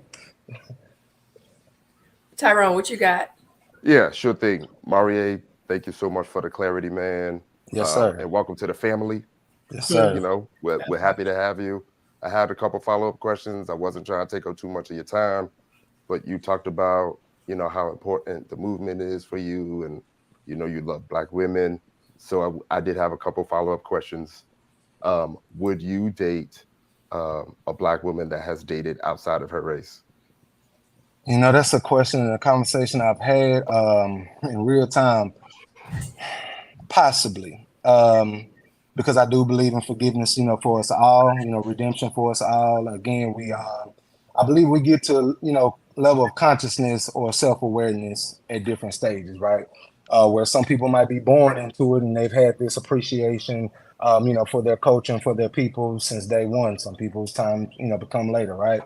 So yes, possibly. I would say yes. But I think that it's still a conversation we need to be had to see kind of where do we align with one another. Good. I'm happy you said that, because my follow-up question was going to be, have you asked any of your castmates that question? I want to say I did, maybe to about, oh, you talking about the men or the women? The women. Oh, the women. Okay, yeah. I want to say I asked about 4 of that. Okay. So my third question would be, if you were in a room full of Black women, do you feel like you would be able to point out which one of the Black women have dated a white man in the past? I think I could. What makes you feel that way?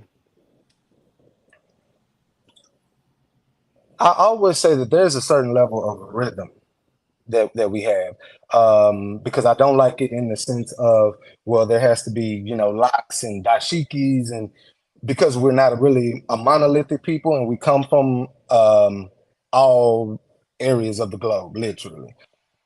But there is a certain rhythm that I feel that as a culture, whether if I'm from Dallas or you're from DC or Harlem or Compton or Jamaica, that we carry when we're in the room.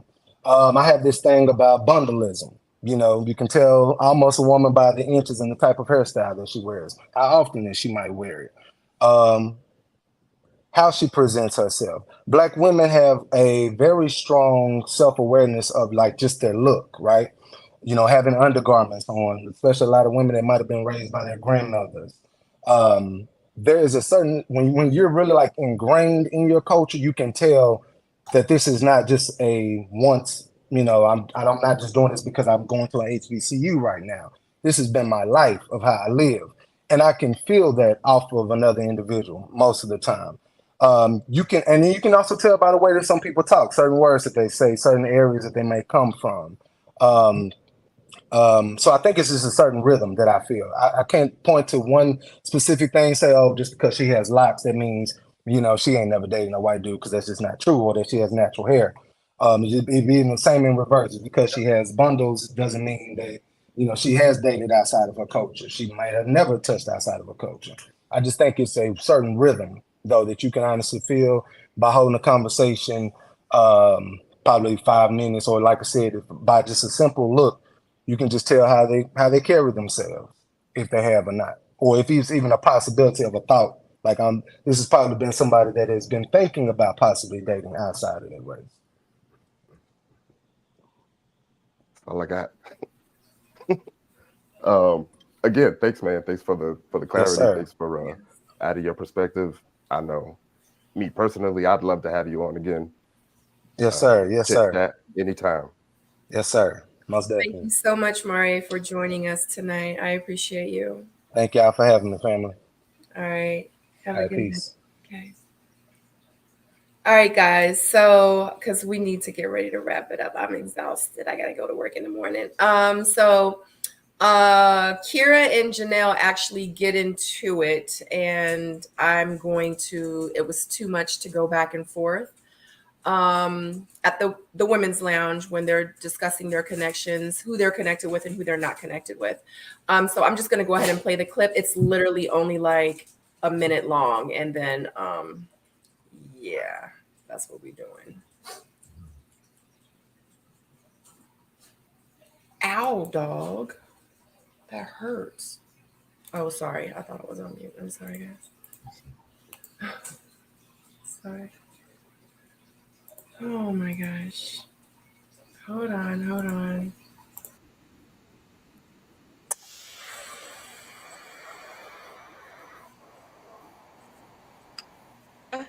Stop playing with me. It wasn't being disrespectful, but if you received it that way, I do apologize. Okay. But you also have to realize you have been kind of just snarky this whole time. I have not been snarky with you. Okay. You've been incorrect several times. Okay. And you were also incorrect when you perpetuate Quentin dating white women. And then you sat here, you was like the most white woman here. Now, I don't know what claim to fame that's supposed to be, but it's not cute. Okay. You've made comments like that around levels of blackness. Like, I like black, but this is too black for me. But the thing is, I think that you and Janelle like to be like mean girls. Kira, let me be clear about it. I'm No, speaking. You no, keep talking. let me- When you Okay, speak, hang on. I'm just saying I can feel y'all's negative energy because y'all definitely single me out on things. Jessica and Janelle are out to make me look like I'm ignorant, trying to make people be intimidated by them and get onto their bandwagon. And if you don't, they will let you know that they don't like that. Let me be clear. I don't have to speak to you. I will not be speaking to you because I do not like you. Because you jump in and out All right, of so let's do character. this. We don't all have to be friends. All right. Insane. I mean, we did catch her being snarky in 4K, right? Talking about the bag, talking about the outfit, right? Not my words, her words. And then if we take it back, it seemed like we can go back to that comment about Jessica when she said people make time for what they want. Mhm. Like it applied here, but then she also said it to Chris. But like if you were to look at Kira's point of view, before Kira spoke up, both Lee and I believe it was someone else said that and Aries said they didn't have a connection with Marie. But when it came time for Kira to say she didn't have a connection with Marie, Then Janelle- now they just want to say, well, people just make time for what they want, right? And then for what we saw, that just kind of kickstarted everything instead of just letting her say her piece like you let everyone else say their piece. So again, production is like really, really like getting to us with the audio and why Janelle was even disrespected or felt like Kira was playing with her. Like I feel like we missed so much of that too. So it's just disappointing that we're not getting it all.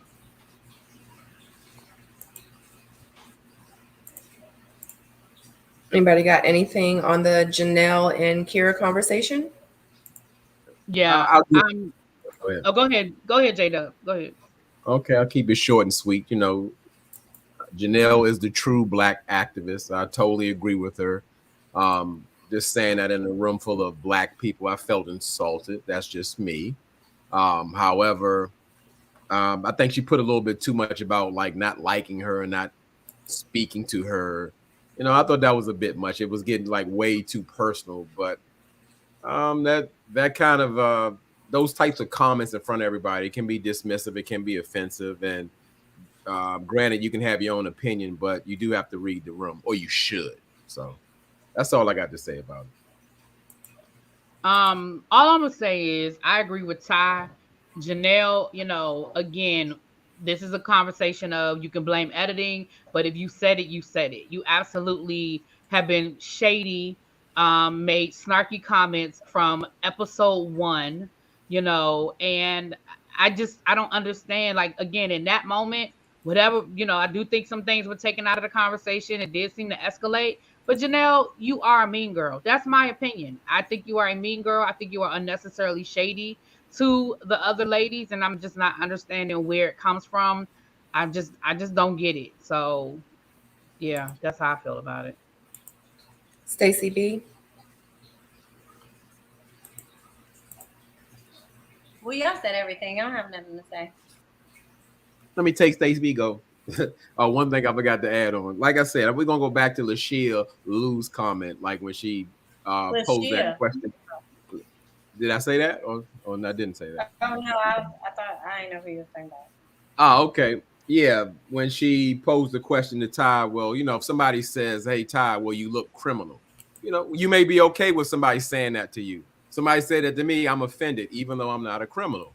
Like, to make those assessments and those assumptions of people, I believe as most people will be offended, and I don't think you should make those type of statements unless you have facts.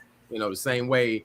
Oh, well, you look like you date white women. You look like you date Mexicans. Not that it's wrong with dating white women or Mexicans. That's your preference. That's your preference. But to put that on somebody without knowing, I think that's a bit much. I'm done. So are you talking about me calling Janelle a mean girl, or are you just talking about something else in general? I can't recall referencing you. I'm talking about what Kira said. That's why I was asking. I think he was asking Ty. No, I wasn't asking the question. I was just speaking on Ty when Ty spoke and said that, hey, Ty said out of his mouth, like, hey, it's okay that she asked or made the statement. She didn't ask that you look like you date white women. Ty said it. And then Lashia Lou commented and said, hey, Ty, would you be okay if somebody said, hey, Ty, you look criminal? And I thought that was a great statement because, again, if I heard that, I would be offended. So, but everybody's different. Okay. Yeah, I mean, I'll talk about it again. If there was a cop coming up to me saying I look like a criminal, I would be offended. That I would not want to be judged. I wouldn't want that. I wouldn't want anyone to prejudge me as if I am a criminal. However, I would have to try my best to take their experiences into consideration, right? If they have seen a lot of criminals that look like me, I can't take that from them. You know what I mean? They know a lot of criminals. I think, and I have done this, I have searched my own name in the inmate system, and there are a lot of Tyrones in there. Am I saying it's right? No. Do I want to be judged like that? No. Would I want everyone to believe that I'm this upstanding professional? Yes, I would want that. But again, because of my background, because of my experiences, I've learned to understand that some people are just ignorant. Some people don't know. Some people may have never seen any Black professionals aside from being on TV. And it is not an easy thing to do. But whenever I'm in that position, I try to be as patient as possible, and I try to do the best I can to normalize Black professionalism, to normalize Black excellence. So if they see someone financially stable, if they see someone Black being successful, it's not even a thing that I feel we have to talk about, like the first Black this, first Black that. I want it to be so normal that it just doesn't even come up in conversation. Like, I'm a successful person that is Black, right? Like, I can't hide from my Blackness. And I know people may take this the wrong way, but sometimes, like, it gets exhausting having to remember that you're Black, and sometimes you just want to be a human. You just want to be a person. You just want to go to your office and do your work without someone having to question you, So, I get it. That it's just not an easy stance to take for everyone. But I feel like if I do have the patience to take that stance, maybe it'll help someone else. Does anybody else have anything to say about Janelle and Kira's conversation in the ladies' lounge? If not, we can move on to the elimination. All right, so we have Marie meets with Lee, Marvin meets with Kay, and Kira meets with Chris number 2. And the Tommy actually tells the lady that 2 of the men are going home, and Marvin is actually eliminated, and Chris number 2 is actually eliminated, and Marie is safe this episode. Any comments? Why you had to get that picture, Chris? Look, I tell y'all, I don't be when it's a still shot, I click. I don't, it is when. Sorry. I'm okay with the people who went home. I think it was time for them to go home. I don't feel like Chris had any connections, and we know Marvin didn't really have any real connections, so I'm okay with that. Yeah, me too. Can we talk about? No, let's not talk about it. Talk about it. It's something there, right? That's what you was about to say? What's there? With Marvin and Kat? What you brought up? Oh, the only thing I was about to talk about is what wasn't there, and was them inches. No, I'm just I'm sorry. I'm sorry. Baby, because you ain't lying on that one. It's getting late. And Chris is just in his feelings. Yeah, he had an answer for everything she said, didn't he? He had an answer for everything she said. Like, what else they say? What else they say? He had an answer for everything. A comment and everything, honey. He was like, I'm leaving with a bang. That's what I'm doing. But anyway, next week, you see these clips here. This is the exes will be meeting the ladies. So I think that this episode is going to be very interesting. What you say? I just hate that. I hate that episode. I think that is the dumbest thing. I don't understand the purpose of meeting somebody's ex. You're an ex for a reason. Like, I'm not trying to. You are an ex for a reason. Exactly. Right. Like, what can my ex tell you that what? That doesn't even make sense. I think that is the stupidest thing ever. Exactly. I completely agree. But right, because the ex is probably, if you depend on who broke up with who or who did what, that'll dictate like their energy. Yeah. Mm-hmm. I don't know. Marriott says this is when the show gets good. I completely agree, because this is when the foolery starts. Y'all think the women are gonna go on this episode? What'd you say? Y'all think they're gonna also do 2 women on this one, or just one? Because you know how they go. Hold on, what you mean? Yeah, I don't think anyone goes home. Left, do you think 2 women are gonna go? Oh, I see what you mean. I don't know. You never know. They might bring somebody on the show. Who knows? They just out of control this season. I think it may send 2 women home so they don't have to pay for these extra dates. That part. That well, would they be need to send them home because there's no connections. Yeah, we did skip Lee and Marvin, but that was dry and dusty too, Kanisha. I'm sorry. Yeah. And Lee didn't get the call back. Yeah. All right, guys, let's go ahead and wrap it up. Ty, go ahead and start for us. Let us know where they can find you on your socials. If you're working on any projects you would like to share. Yeah, for sure. Tomorrow, 7 p.m., we're going to do the mental health panel. Hopefully, J-Dub will be on, but we do have some other guests, special guests that will be on. We're going to try to do every Wednesday for Wellness Wednesday. The last few weeks have been amazing. J-Dub has been amazing on the panel. I would like to get some more women on the panel. And other than that, I've been trying to focus on creating content about my life and my adventures. J-Dub? Oh, that was pretty amazing, Ty. Yes, I really enjoyed being on the panel because you put us in spaces as men, where we normally don't go, and people need to hear that and see that, and it aligns right up where I am.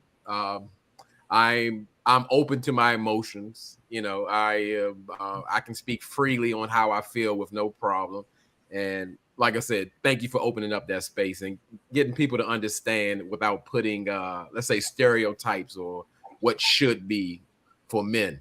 But unfortunately, what'd you say? Oh, you talking about? But unfortunately, I won't be. I will be working up until that time, so I won't be able to make it. But please continue to invite me back because I definitely enjoyed it. I definitely want to be there, but my schedule does not permit. And as far as me, yeah, I'm still doing my YouTube channel, doing my reviews and everything. Haven't been as consistent as I need to be, but I'll get back there. And like I said, I thank for all the support, people still hanging in there with me and love what J-Dub does, even if it's coming from a hater's perspective or whatever we got going on. It's just like it's just like so I can't even, I'm with it. I can't give it's getting late. I can't even talk. Kira, whatever her name is, because I can't say Marie. Did I say it? Marie. Yeah, you said it. Yeah. Just the fact that people who love J-Dub, they love J-Dub, and I appreciate y'all. That's what I'm gonna tell you, because I feel the love and support. All right, I'm gone. Stacey B. Well, I just want to say this. I think that, and I'm gonna be consistent. Anytime anybody looks at you with an unjust bias towards you, anytime somebody prejudges you or places whatever kind of generational experiences on you that you don't deserve, I don't like it. And I can be consistent. I didn't like that Kira did it. I didn't like when Ty asked the question, when Ty totally baited him, strung him along, hook, line, and sinker. And he basically said the same thing. Like, I can look at someone and determine who they've been with or what kind. Like, one side he was like, oh, it's a good thing based on conversation. But he was like, I can tell by the way. No, that is unfair. Like, that's just unfair to do that. And I don't like when people look at me and judge me a certain way because of their experiences. Because I say that not emotionally, but passionately because of my experiences. So I know how it feels, and I know how, it feels to be treated in a way that you don't deserve because of somebody else's issues with somebody that may have looked like you or somebody who you remind them of, or you're not light enough, or you're not dark enough, or you don't speak in the way that they're most comfortable. So I'm gonna offer y'all Stacey_B with 3 E's, because y'all know my multitasking skills ain't right there. My adult ADD ain't there. So I'm gonna just say, for the record, and for Sabrina's panel, I'm gonna be consistent. And I didn't like it when it came from her. I didn't like it when it came from him. Really, B. Thank you, Stacey. So I saw a couple of comments in the chat. If anybody feels like I came off like, I don't know, touchy, or I don't know, some of the comments, I really wasn't. I just like clarification, and I do speak in that tone. So it's not anything personal, and I hope it's J-Dub didn't feel that way. I know he doesn't, because he don't take stuff like that. So I just want to say for the people in the chat, I wasn't coming at anybody. I wasn't being rude or whatever. I was just trying to get clarity on stuff. Moving on. But you can catch me on Really BTV on YouTube, reviewing Ready to Love, Bell Collective, Real Housewives of Atlanta, Real Housewives of New York. And I think that might be it, right? I Love and Marriage Detroit, but child, that thing holding on by a wing and a prayer. But anyway, so that's what's going on over there. All right, guys. Thank you so much. Shout out to my panelists. I love you guys so much. Thank you for being here with me tonight for 3 hours and 28 minutes. Shout out to you guys in the chat. Shout out to my soulmates. Shout out to Another Round. Thank you for putting all of our links in the chat. Shout out to Marie for joining us tonight. Yeah, definitely. This was probably one of the most insightful panels I think that we've had in a long time. They all are great, but tonight was a little bit different. I liked it. But anyway, thank you for your opinions, and everything else, your time here tonight with me. And other than that, I will see you guys here. I'm thinking on Friday for the live watch party. If not, I'll see you soon. Anyway, love you guys. Bye.